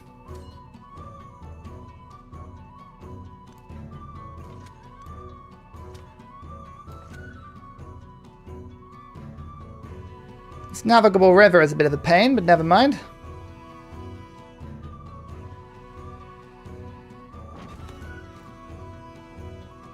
Yeah, the Roman settler just wandering around. I'm going to let him settle and I'm going to conquer it. Just leave you that. Torres. Not mine, unfortunately.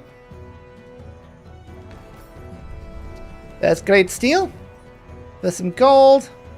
Petra was built by Hatshepsut. Now we build a 2-turn special wonder. This is mine. I get to build it even quicker than normal. Let's build you that. Then we're going to try and build Gate of All Nations for a little bit of extra fun. And then we'll go from there. Oh, look at the culture from that wonder. That's nice.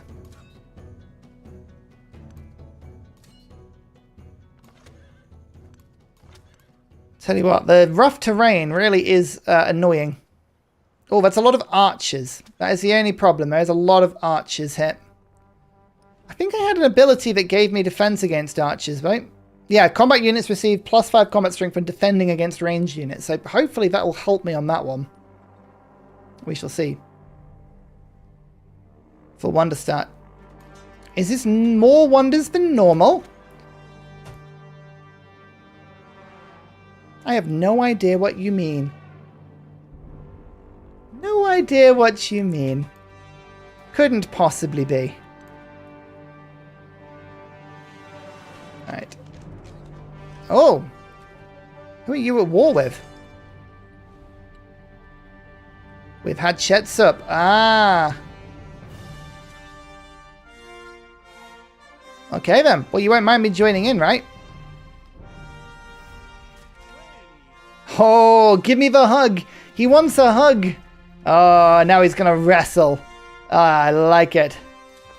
Okay. Hug and wrestle. You go to that. You go to that. We're going to come charging in. So currently we've got 1 horse resource. We've got 1 +5 and another +5. Oh, that's a lot. And then +15 when attacking districts. And we're not in a celebration right now. We could be in a celebration if we had more happiness. Oh, ho, ho, ho. Okay. We need happiness. How many of my tiles have actually got? I've got a bit of happiness. Go resort town. I think that's the best way to do it. Trade outpost. Oh no, trade outpost is better. There you go. Loads more. We want to get that celebration as quickly as possible.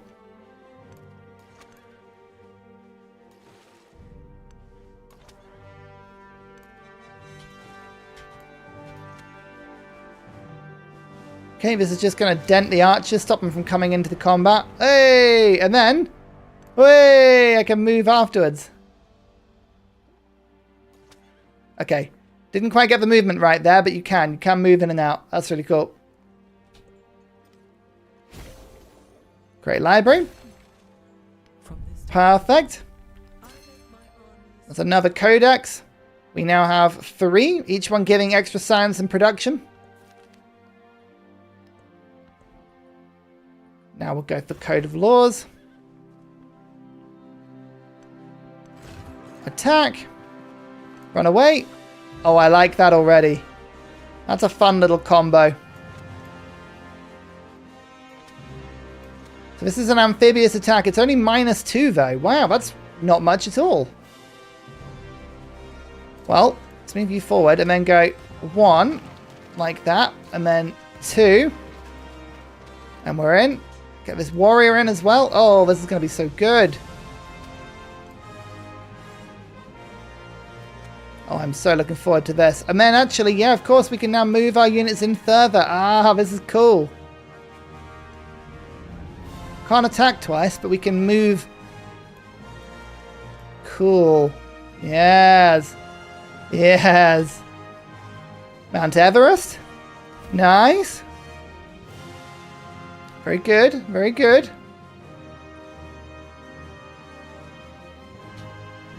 So what they do, they're going to attack my warrior. Oh, you didn't do well about that one, did you? Bam. And we'll move to that. Get you to move. We'll get you to attack that. And then get my horse to just run you over, hopefully. Yep, like so. So we've got another point. Assault. Rout. We will move you to that. Get you to go that. Get you to go that. You go that.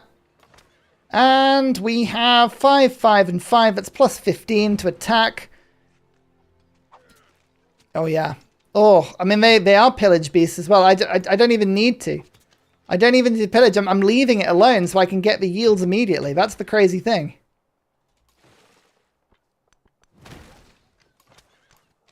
Where's that settler going? That settler needs to just stop going. Great Barrier Reef. Interesting. Just a couple of wonders on this map, eh? Just a couple of wonders. Fine. If you don't settle that settler, I will kill it. I will kill it. Maybe it'll panic settle now. Okay. You go to that. And then we'll go here. And then attack. Attack. One hit the archer. Not quite one hit.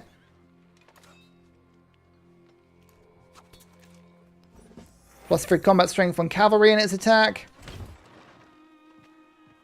Oh. Move you away so that I can summon a new unit onto this tile and then attack. Oh, the moving after attacking is good. There's Pax Interioratoria, and then we've killed Rome. Rome's gone. Rome is out, and we just generated another codex. That'll do. That'll do. Wow. That was effective. That was very effective. Okay. Do we want to raise it? No, we'll keep it. Woo. Oh, blimey. We just pushed the crisis forward quite a lot there. Like a lot. How did that happen? It's only turned 45. Blimey.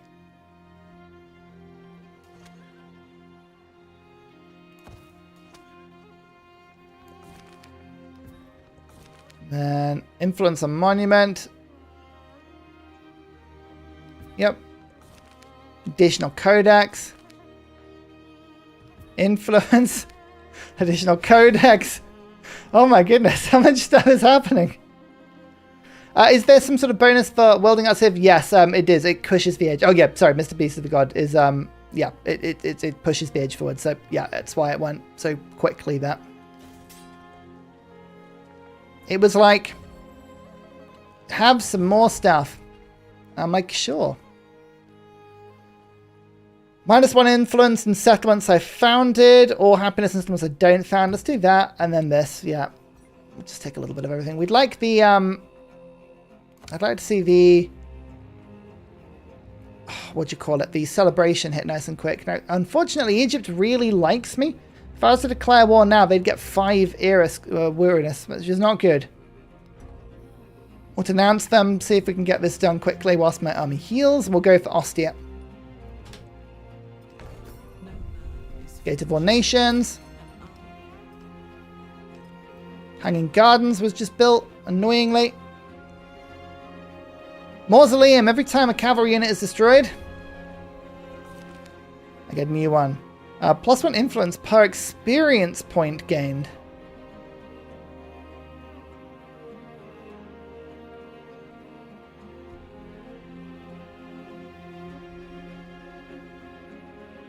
What? So, hang on. I now gain straight influence from experience. Huh. Is it one time? I'm on 121 right now. No. That's just if my commanders gain experience. then I get influence. Oh, wow. So I can actually gain influence while still at war. Huh. Okay. Cool. Cool, cool, cool, cool, cool, cool. We don't mind that.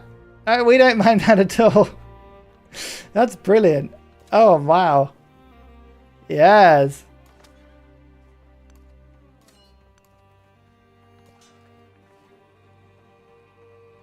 Okay, I like that. I like that a lot.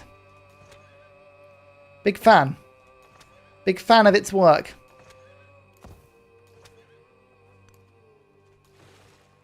Combined with Xerxes' axe could be effective. Yeah, it's true. Right. Move. Move. Start a war. You know what? I'm just going to take the hit. Yeah. Just going to take the hit. I actually reduced it there to only +4. So we're only on -1 now, which is fine. And I'm on +1. She will have some influence from me doing that, but that's fine.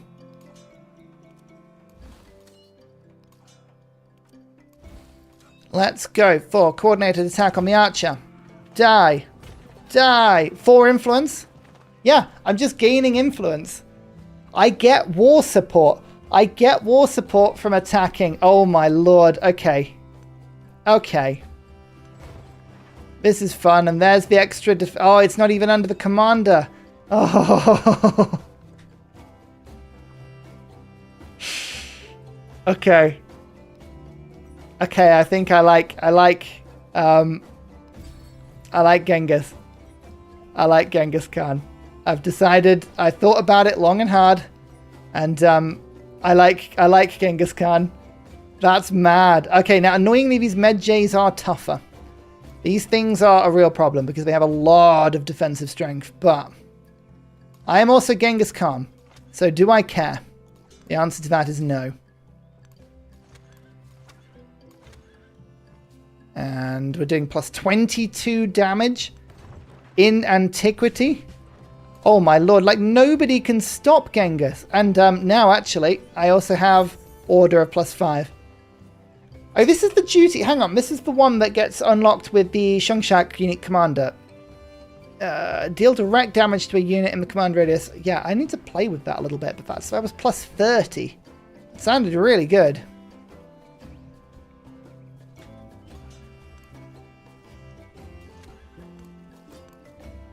Well, in we go.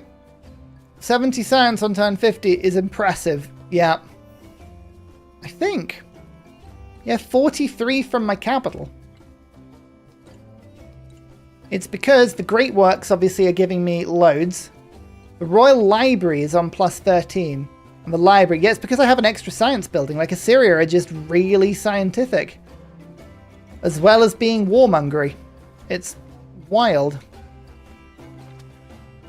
Now, I hope that I am the one that gets attacked here because they don't have as much strength, the Medjays. Yep, City State is doing the good work for me there. Wonders of the Ancient World, there's Mausoleum. Now, okay, if my cavalry die, they get to respawn.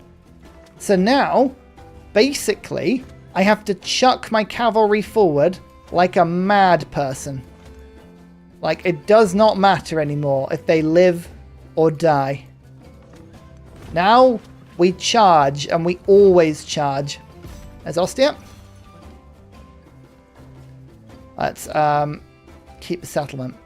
Lovely.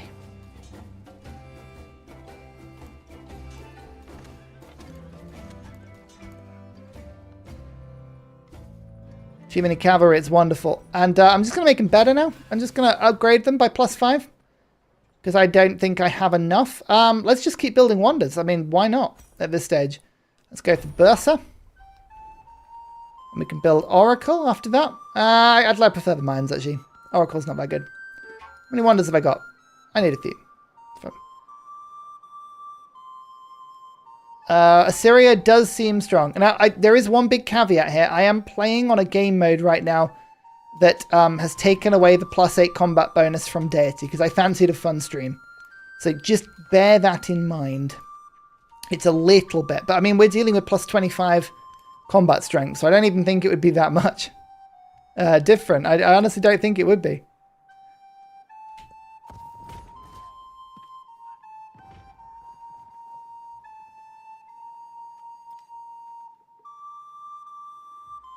How many codices do we now need? We still need 3. We're going to do some more conquering. We got conquer more. Oh, wow.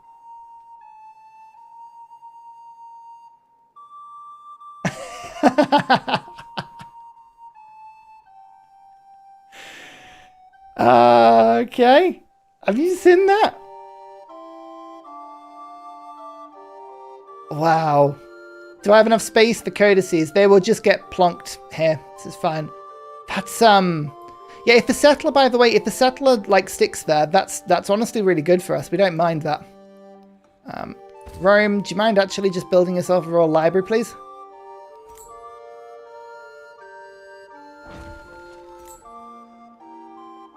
Thank you. Get some more space back. Just casual 52 strength. What we're going to do is we're just going to hit that and then hit this. It's the first strike. I love the first strike. It's so good. You move to that. You move forward, and then we're just gonna charge. We're just gonna say no. No to you being independent and alive, and I can just cycle my units in and out as well. Look at this. Look at this. Just in and out, in and out, in and out. Oh, there we go. There's the kill. Oh, yes. It's so good. The district bonus for the Assyrian district is +2 production on any codex in the city. So I'm getting 10 production from all the codexes here, which is pretty nice. And the walls would give me science as well. I probably should build some more walls, but I have yet to.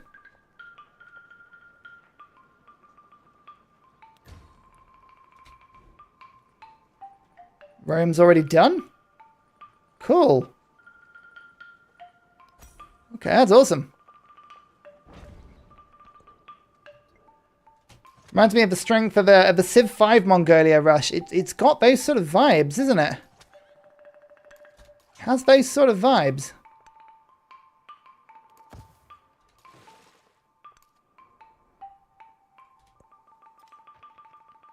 Now, I want that settler to go and settle somewhere.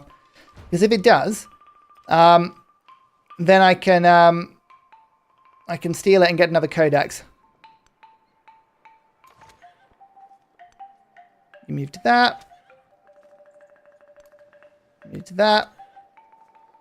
Attack. 1 hit, 1 kill. Tech unlocked. Hang on. Why did I get a tech unlock there? Why did I get a 10 unlock? Oh, gain a technology upon capturing a settlement for the first time. Okay, cool. Right, so it's just a 3 tech every time. Sweet. Oh. Okay. Okay. I see how it is. Oh, we are a real snowbally Civ. Oh, yes. Okay, broken borders. Yeah, we don't care about that. The crisis is not important to me right now. I could not be any less bothered about the crisis. Keep settlement. It's fine. We're on +0 influence, but we're still gaining it every turn, which is good.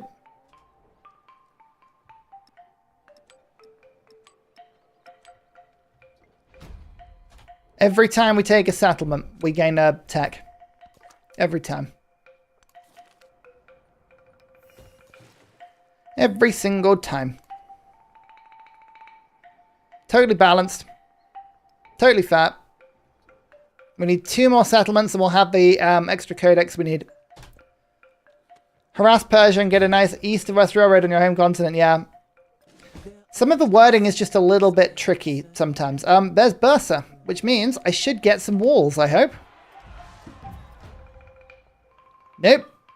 Didn't get any walls. I never do that one very well. Oh, no. Oh, no. Everyone's revolting. It's one of these games. No one's happy. No one's happy. Oh well, we'll just ignore it and pretend it doesn't happen. And forward you go. Forward you go. Oh, it keeps saying it's going to get the kill, and it never does. You get dumped. There. Get the kill. Get dumped there. Like so, move in. You go to that. Come forward. Get the attack. Ha ha ha.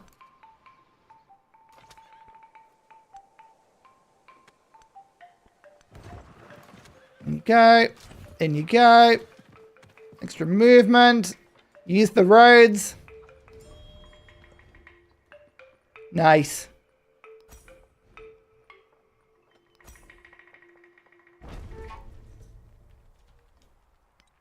I mean, the settlements say they're going to revolt, but I'm going to end this age before they can revolt.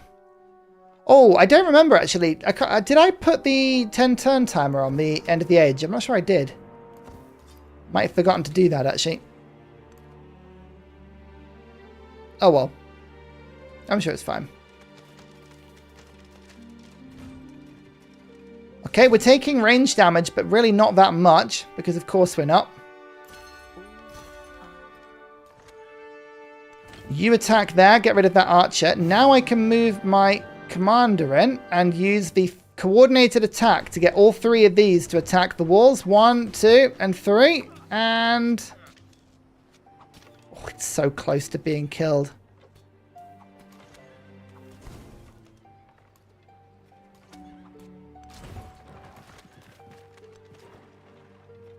I need more command radius, I think.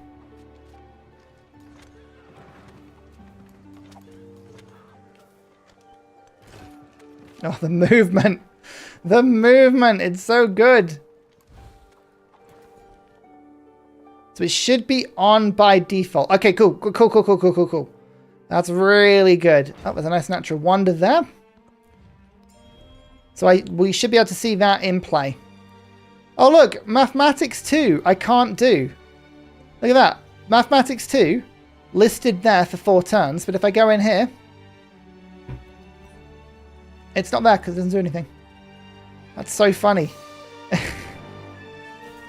How weird. How unusual. I'm going to try and get literacy for that 3 codex.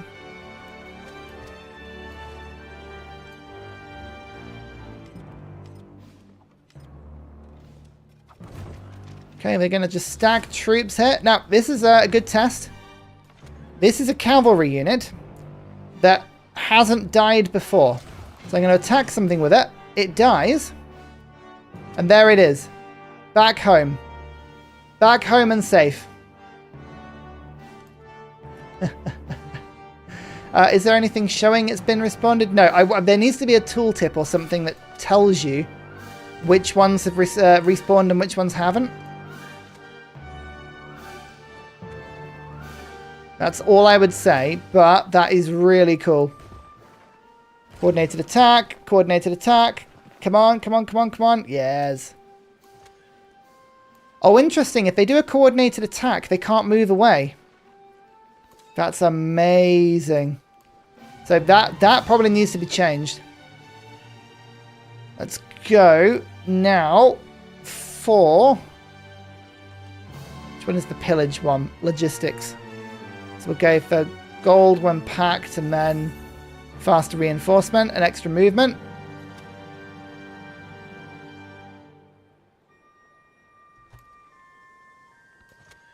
We don't know when Ottoman, if Ottoman is going to happen. We don't know.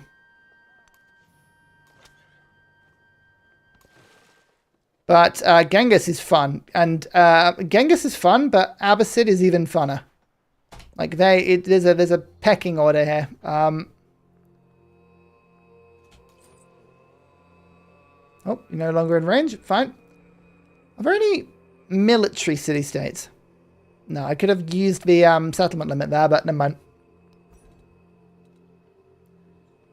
Actually, organized military. Let's do that. It's fine. get the settlement limit.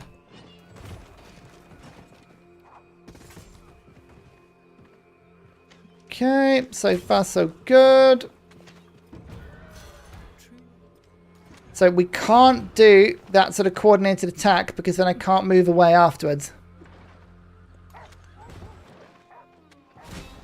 Here we go. Bam. Songhai unlocked. Bronze working. Another codex.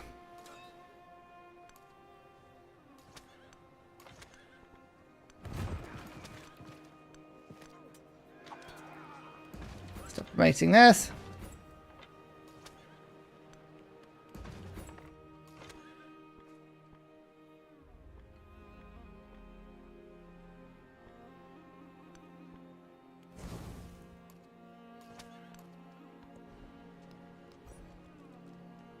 It's a cool Egypt place, isn't it?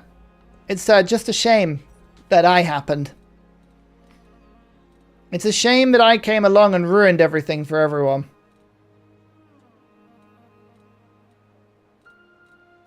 Future tech. Okay, repair all in Roma. Let's do that. We need some more gold, I think.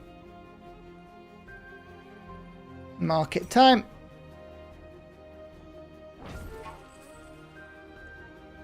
What's it more like? Wasn't. Oh, I got 2 leader points. Oh, yeah, good point. Expansionist for settlers. I need settlers. Settlement limit. There we go. Okay, we've actually just solved that.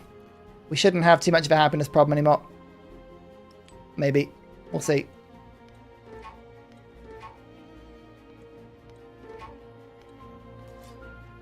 We'll see.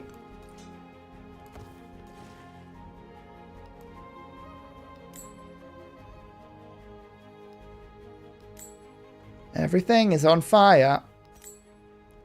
Everything is on fire.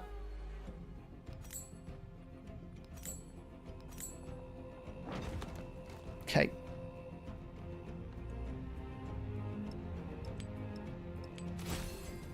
Silk roads. We're doing nicely here, I think.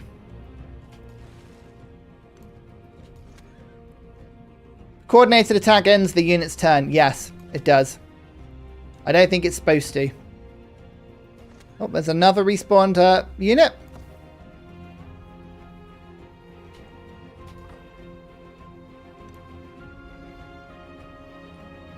-3. Oh, no wonder I'm so unhappy. No wonder I'm so unhappy. Yeah, that's a bit better.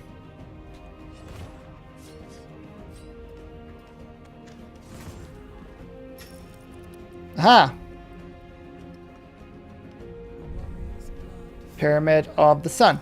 10 turns. The Antiquity age is drawing to a close. From this point forward, the age only progresses when you select next turn. No other effects will influence its advance. So it locks out at 90% and then takes 10 turns. Interesting. Oh, I don't mind that. I think that's quite interesting. Oh, citizens of Roma are extremely unhappy. They have risen in revolt against us. No. I mean, it's going to flip away. Whoops. I guess it depends on what game speed you're on as well. That is a big a big thing that might change things. Colosseum. Anything to stay happy. Happiness capital. This crisis is not good for somebody trying to wage war everywhere.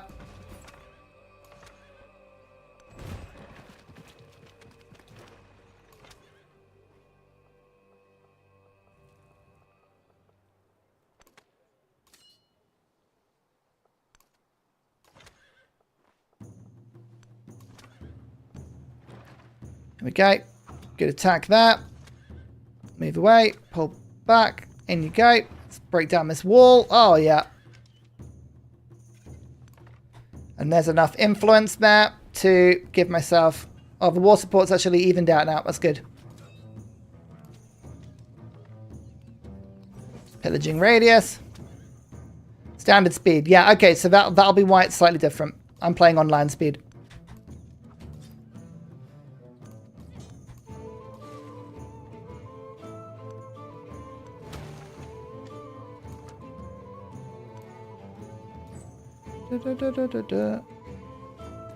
More trade.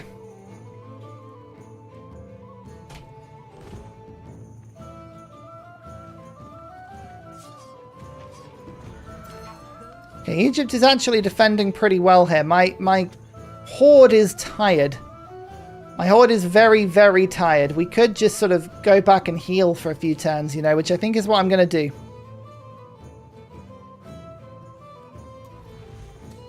Back you come. Come back and heal. We'll reinforce. Come back in a second. Boats carry over now. Yep. I don't know. Again, I have no idea if I've actually selected that as an option. Don't know if that defaults.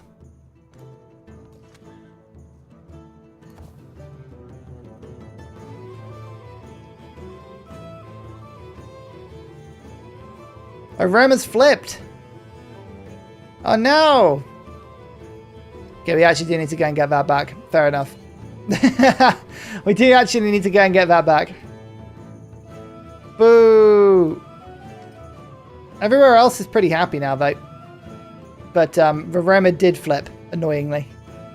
Oh, that's going to be so difficult to take as well because I put a citadel there. You know what? Actually, I'm going to move my general back the other direction. Let's move the general back in the other direction now. Go take Roma again.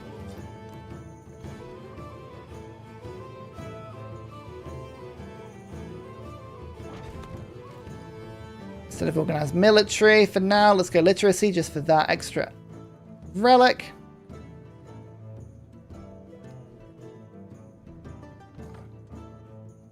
Oh, I know what I can do. Resort town. Haha, look at all that extra culture. Oh wow, I am so far behind. Achaemenid is out yielding me everywhere. It turns out the Khan is good at attacking and not much else. So pretty worrying.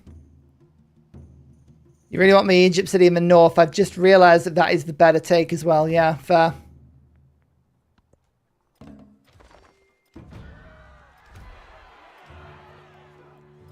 It's a little too close to my capital. Oh, there, yeah, fair.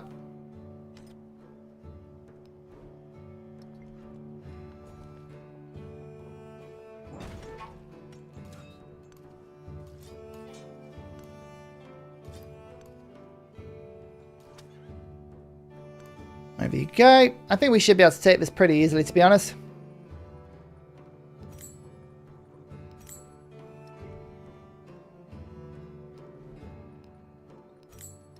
Should we keep repairing everything? I know the natural wonder yields are huge.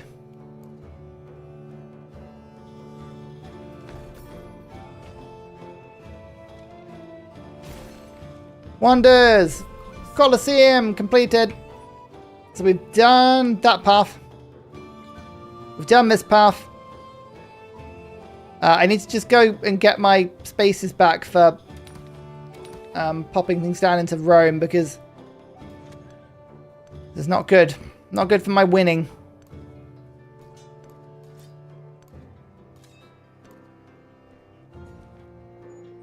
But I think we can do this. Seems like Neckin is gone. Oh yeah. That's just been raised. Oh dear. That's not good for them. That's not good for them at all. Now, some of these buildings will give a benefit in the next stage. So I'm thinking we just go for the ones that give the base yields. Like, I like the villa will give me a lot of cool base yields. We'll try that. Then I think the academy would be really cool as well. Barracks. Yeah, so all that stuff will be fine for now. Oi!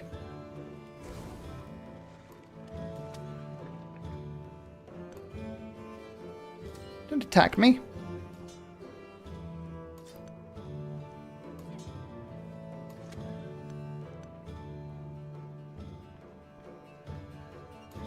And you come. And you come. Excellent.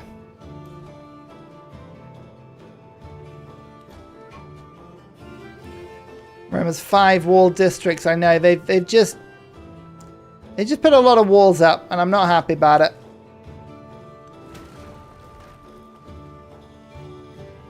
We'll work it out. We'll be fine.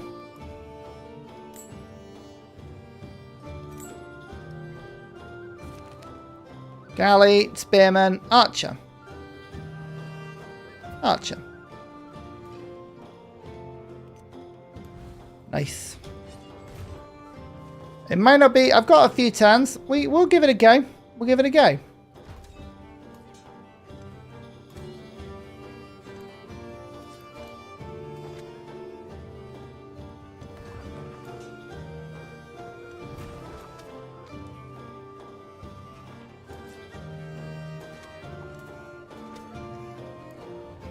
And it may not be. Actually, hang on.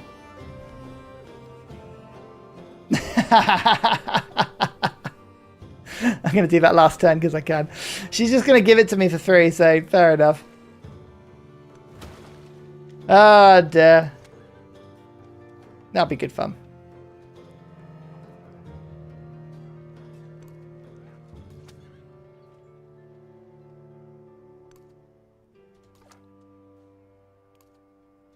Cool.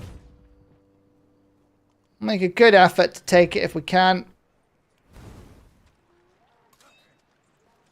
So, chariot. In you come. We'll go attack. Attack. Attack. Okay, perfect. Warrior. There. Move 1 tile. Chariot. That. Attack. In you come. And now the units are here.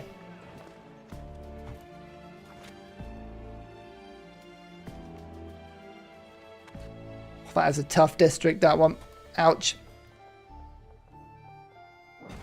Why do I make such powerful districts?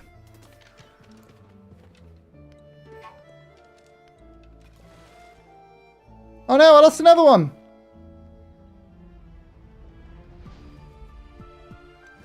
I lost another one. I'm a fool. Oh no.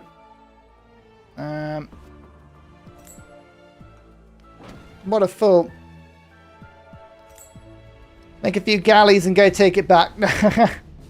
I lost another settlement. This is what sleep deprivation does to you. You just start to do some really weird stuff. I think we should be able to get it back. We should be able to get it back. There's future tech done, and the last point with the relic. I just need to conquer back to get my spaces back. Yeah, almost there.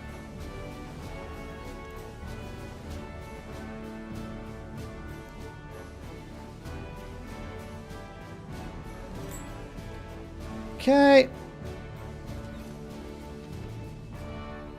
1, 2, 3, 4, 5. So, can I take this?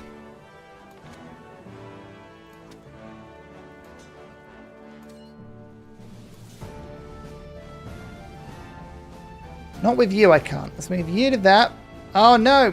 Ah. Move you. That. Attack. All of the slots were in Rome, unfortunately.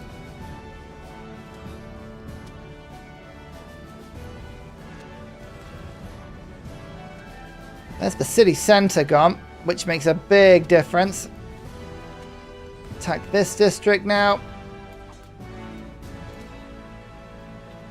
You into that. Attack.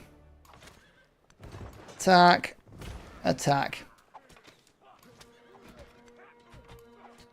I don't know if we'll take it in time. We may not take it in time.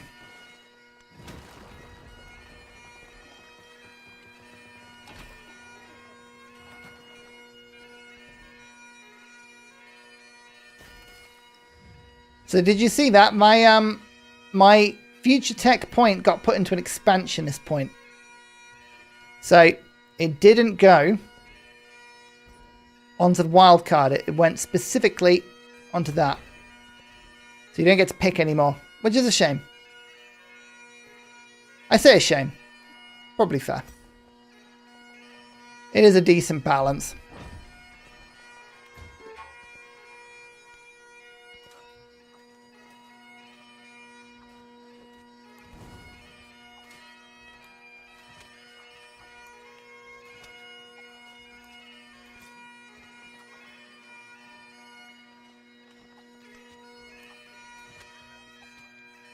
Oh, you're new.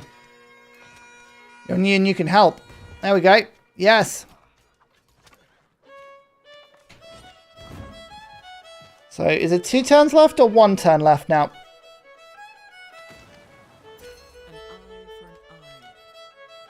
One turn until this...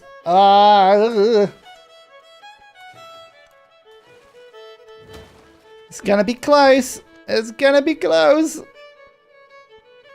It's gonna be real close.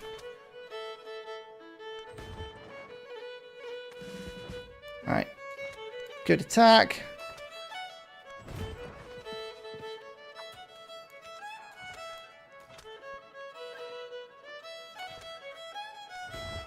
Good attack. Yep. Perfect. Oh, no. Ah, no. Come on. Come on. No! Oh, I don't have enough movement.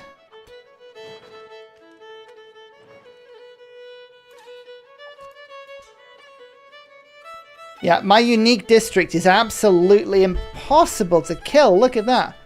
Brutal. Okay. I'm going to take it back in a peace deal because I can. But that's annoying. I was never going to be able to do that. That's so tough. Fair play. Well, there you go. There's the milestone point before the end of it. But blimey, that's really tough. Whoa.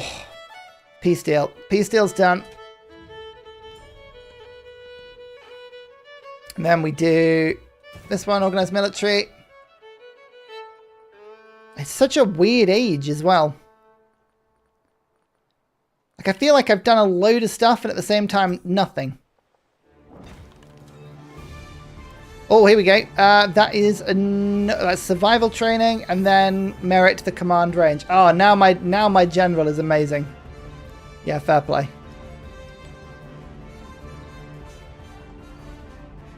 Who is even doing this attacking? I can't actually tell. Can you check the unlock requirements for new civ before you end a turn? Yeah, sure. The new civ unlock is have 3 settlements on tropical.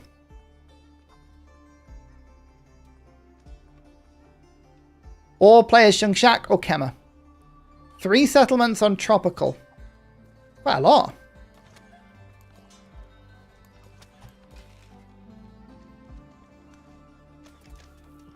Quite a lot.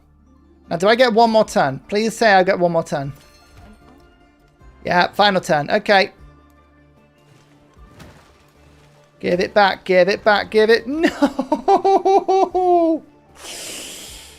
Oh. Boo. Boo. I should have brought another unit. If I brought 1 land unit, I would have been fine. I had the money as well. I just didn't. I like the fact, though, that we know how many turns are going to be there before the before it ends. Like, that is actually quite nice. I do approve of that.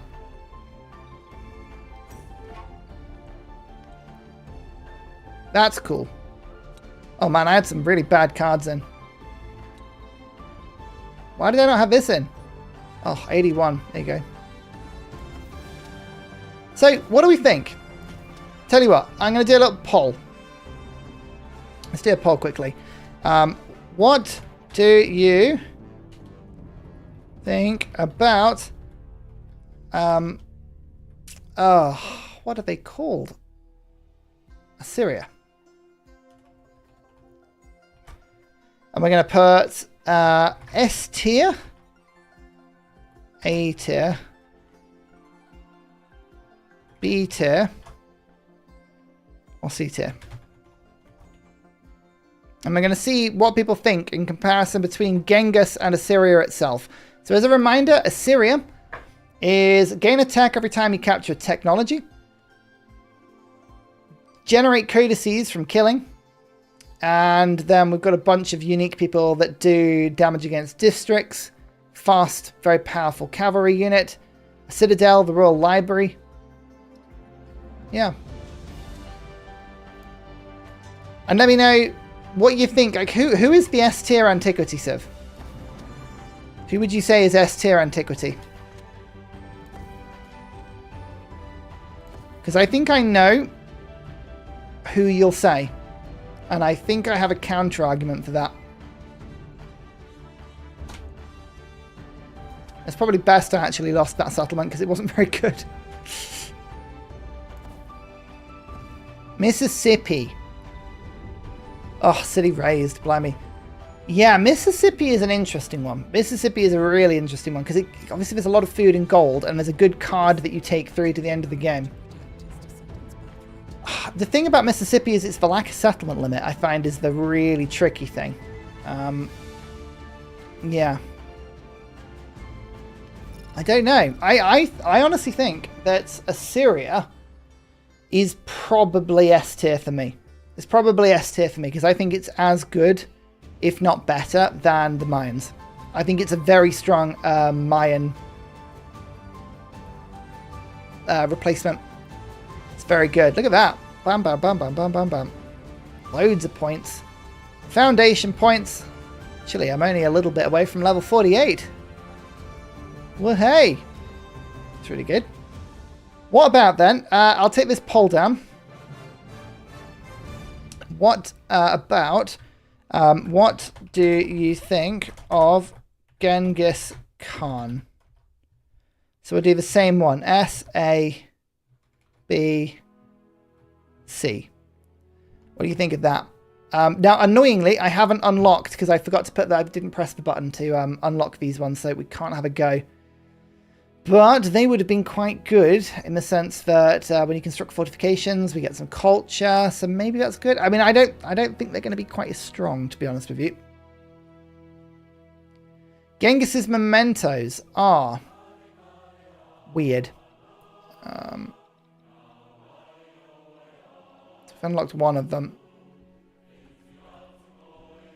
So his mementos are -1 gold maintenance on cavalry units.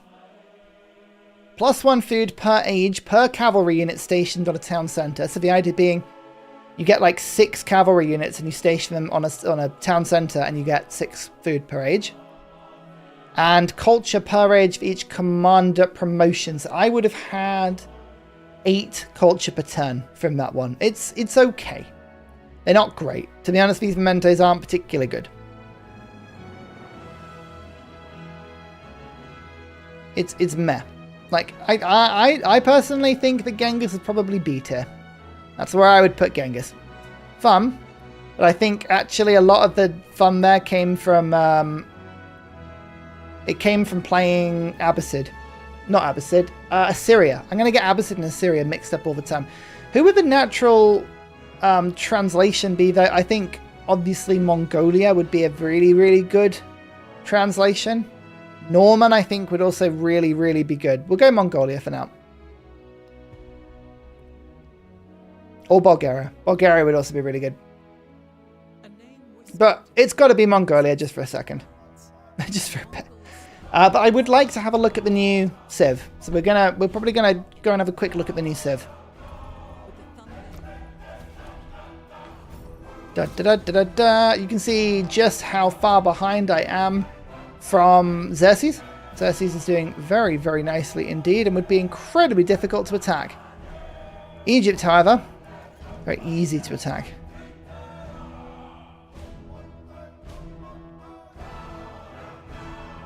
+3, yeah. Yeah, interesting. Okay. So this, by the way, is... this is the new... Oh, yeah, here we go. This is the new age transition. So as you can see, I've actually got cogs that have just spawned and they've remained on the top. So what if I could have done is actually left cogs to go out to sea. So I need to get better at that. I actually need to learn to leave cogs at the edge of the map. You can also see that all my cavalry is just sort of dumped wherever it was. Yeah, interesting. Very interesting.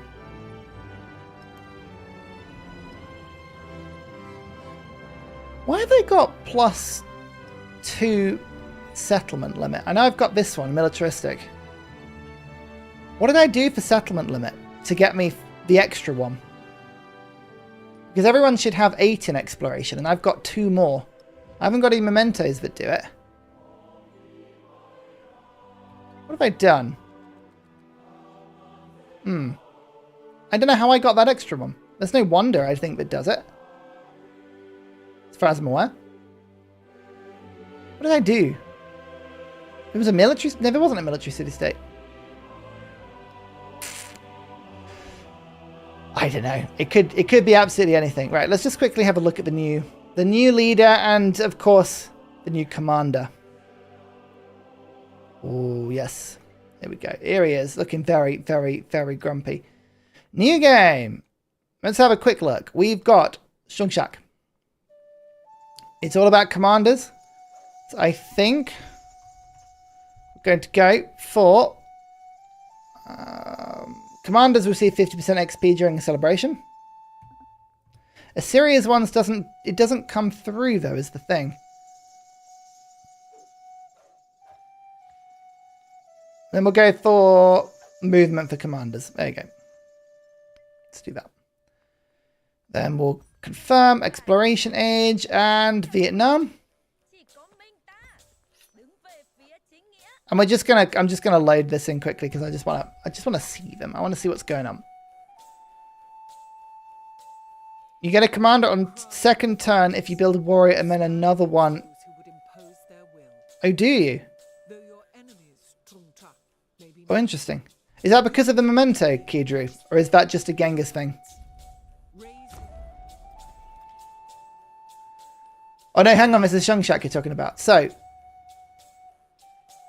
after you produce your first land unit. Okay, cool. So, right, what we'll do is we'll do that in a second. We'll just advance start this. We will gain for ourselves city, town. And then gain a 3 army.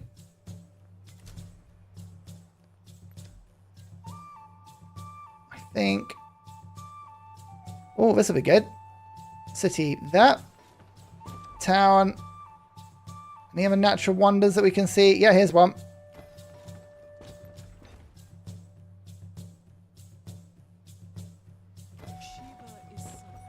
Lovely.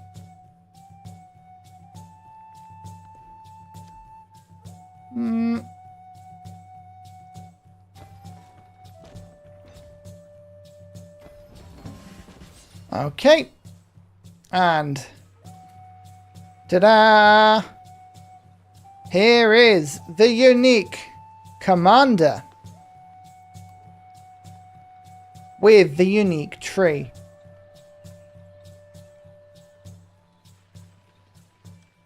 So we've got, oh, I see, heroic assault plus 30. Hang on, what?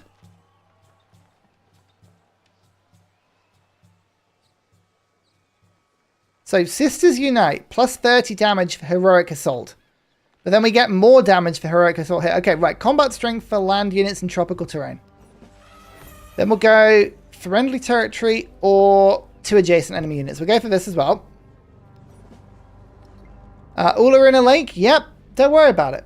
Don't worry about it. Nothing weird is happening in this map. Nothing that you need to worry about at all, okay? Don't think too hard about it. It's definitely nothing interesting at all, okay? Okay? Nothing's going on here.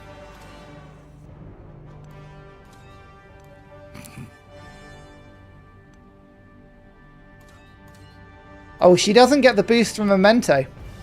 She doesn't get the Memento boost. Interesting.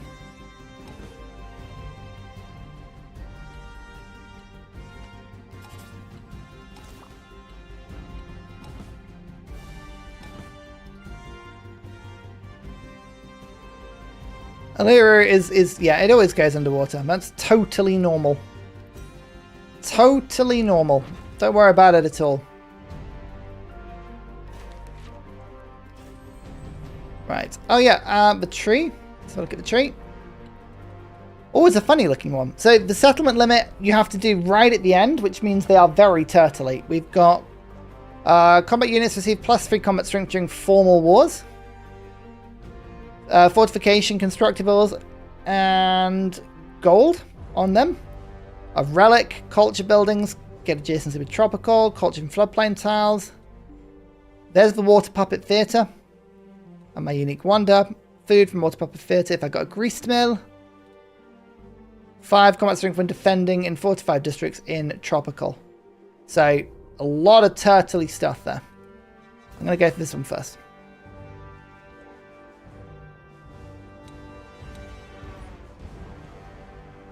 Okay. See how we go. See where my enemies are. That is Songhai. Oh, Amina is no fun to attack, but Normans have all the walls, and Amina doesn't. So, we'll start with you. Denounce. Off we go. To war.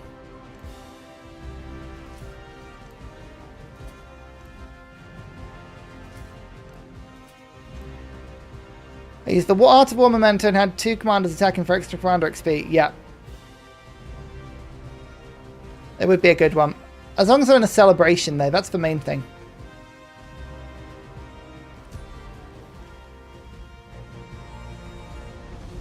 So no auto explorer on the cog.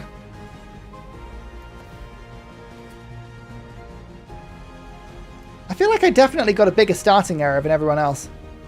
Definitely did.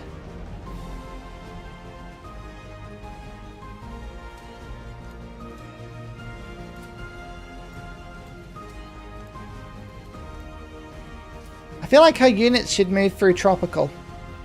Like, I feel like that should be an upgrade that you get. She just doesn't have a unit in her backpack. Oh, you know what? That's fair. Yeah, that's fair. That's an Ursa mistake.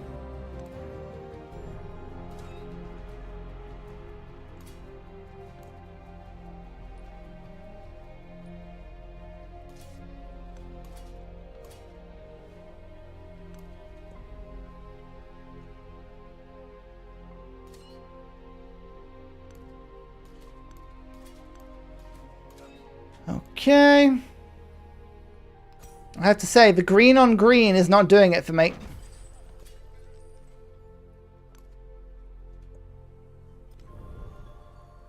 The green on green really is not doing it for me. It's quite difficult, that. Might just, because I'm in the interest of just checking her out quickly. Wasn't that surprise war? So, Elephant with ranged attack, Corsair, Swordsman. And we're just going to mix these two up. So now I've got my commander in front. The Warrior Queen is doing this one. Jungle Warfare Shock Tactics. Okay, so we've got some bonuses coming along here now. Damaging the army underneath it as well.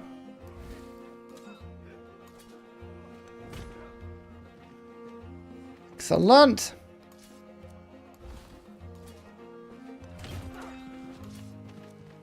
War is declared.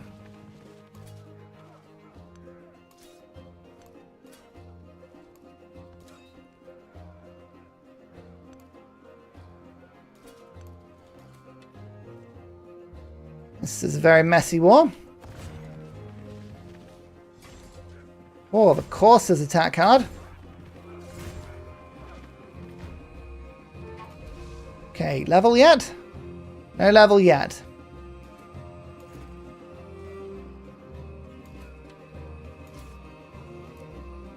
Go. Attack. Attack.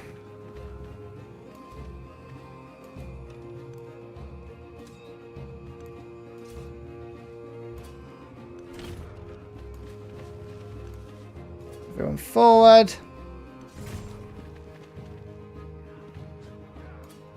Just want to use her heroic ability.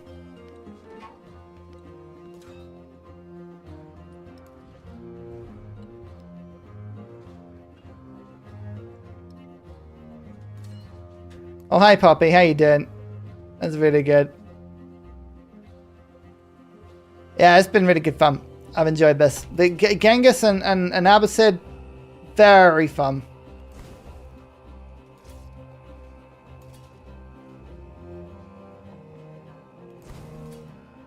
Very good combo. I think, Assyria. Assyria is very strong. Genghis obviously goes well with, but I think Assyria would work well with a lot of people. Oh, being attacked in multiple directions, but this is just a silly major war because I want to try and level up the sisters as quick as I can. So we're just gonna allow her to take all of the experience we can.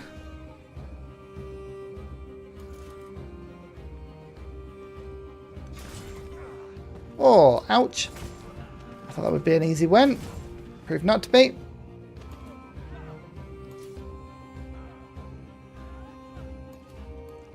This is not me fighting at my best. I just really, really want to see her promotion.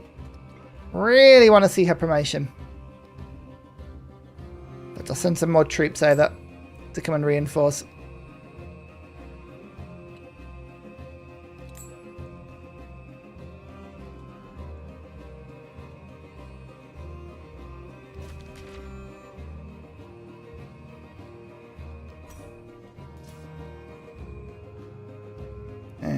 Okay, fortify. Fortify, fortify, just be a pain. Be a pain everywhere.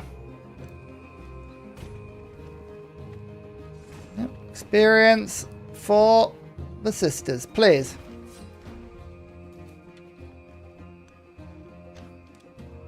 Dead.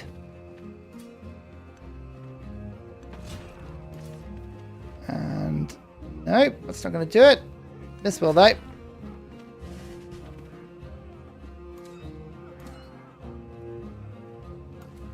One more level. Almost there. 5 combat strength against 4 to 5 districts for land units in the command radius. So now she's really, really good at assaulting walls.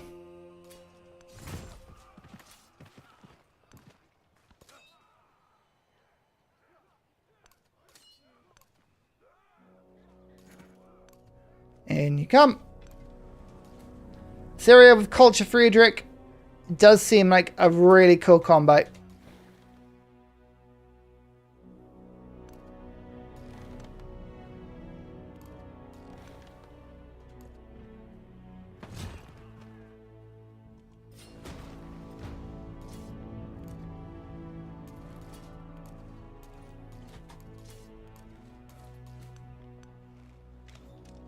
Whee!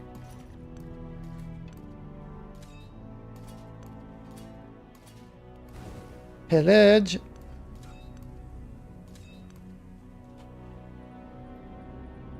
More units needed. This war has been incredibly futile. Incredibly futile. No, don't attack my elephant. My elephant's lovely.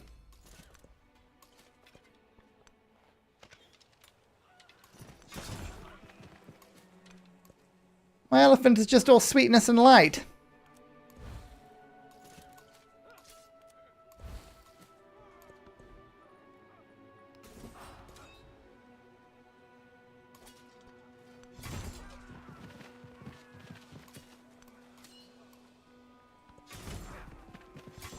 Okay, yeah, more death.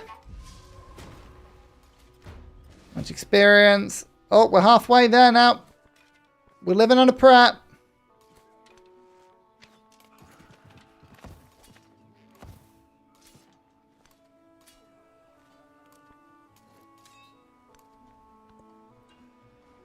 Quickly, quickly, quickly, quickly, quickly. Tecumseh and Assyria doesn't sound good. Tecumseh's really strong with combat with city-states. That's the thing. That's what you forget.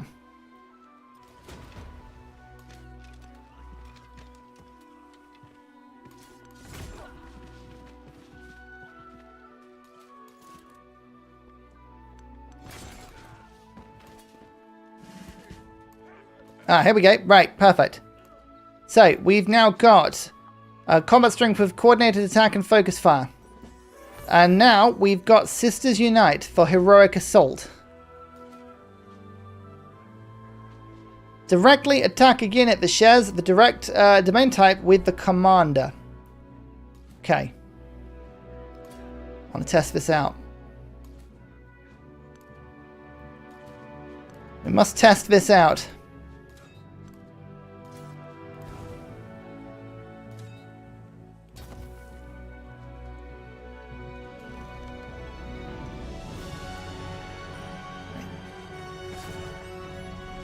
Okay.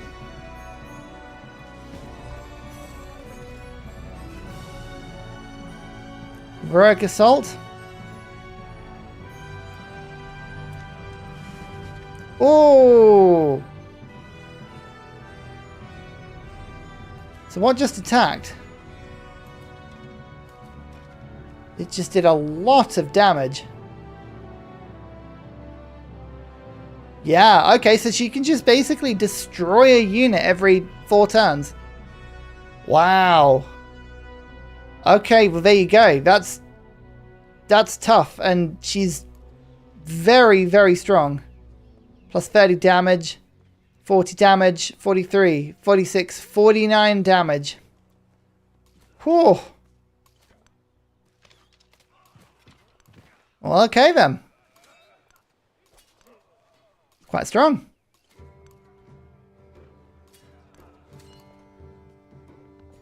I like it. I reckon that's definitely something that could be synergized with. Just to take out random units that you would need to.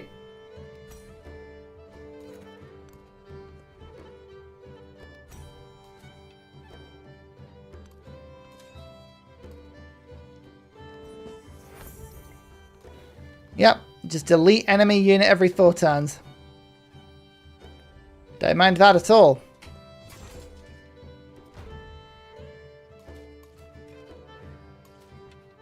Otherwise, I think she's probably better suited on the defense. But it makes her an incredibly difficult person to attack. Which is quite cool. But hey. There you go. You can get tier 3 Roman legions 70 strength with her. Oh, really? Oh, that's cool. I just got Civ 7. What would you recommend I play for my first playthrough? Confucius. Confucius will teach you the value of specialists. And you need to know what specialists are doing if you want to do well in the game. Namibian cavalry are amazing. Yeah. They can get to silly, silly levels. Absolutely silly, silly levels. What patch, though? If you're coming into the stream a bit late, don't worry at all. You can go back to the beginning of the stream where I go through the entire patch in full. I was going to go on a little bit longer. I'll be honest with you, the sleep deprivation tonight is finally catching up with me, so I am going to call it an evening and go grab some early sleep. It is a giddy 9:30 in the evening for me, and I'm going to go to bed imminently. Thank you so much, everyone, for watching this evening. I hope you enjoyed yourself. I had a lovely time. It was a great debrief into sort of really interesting new mechanics, I think. So we'll see which ones stick out. But I do think Assyria looks very fun. Very, very fun indeed. I'm off to bed. Good night, everybody. It's been a pleasure. No.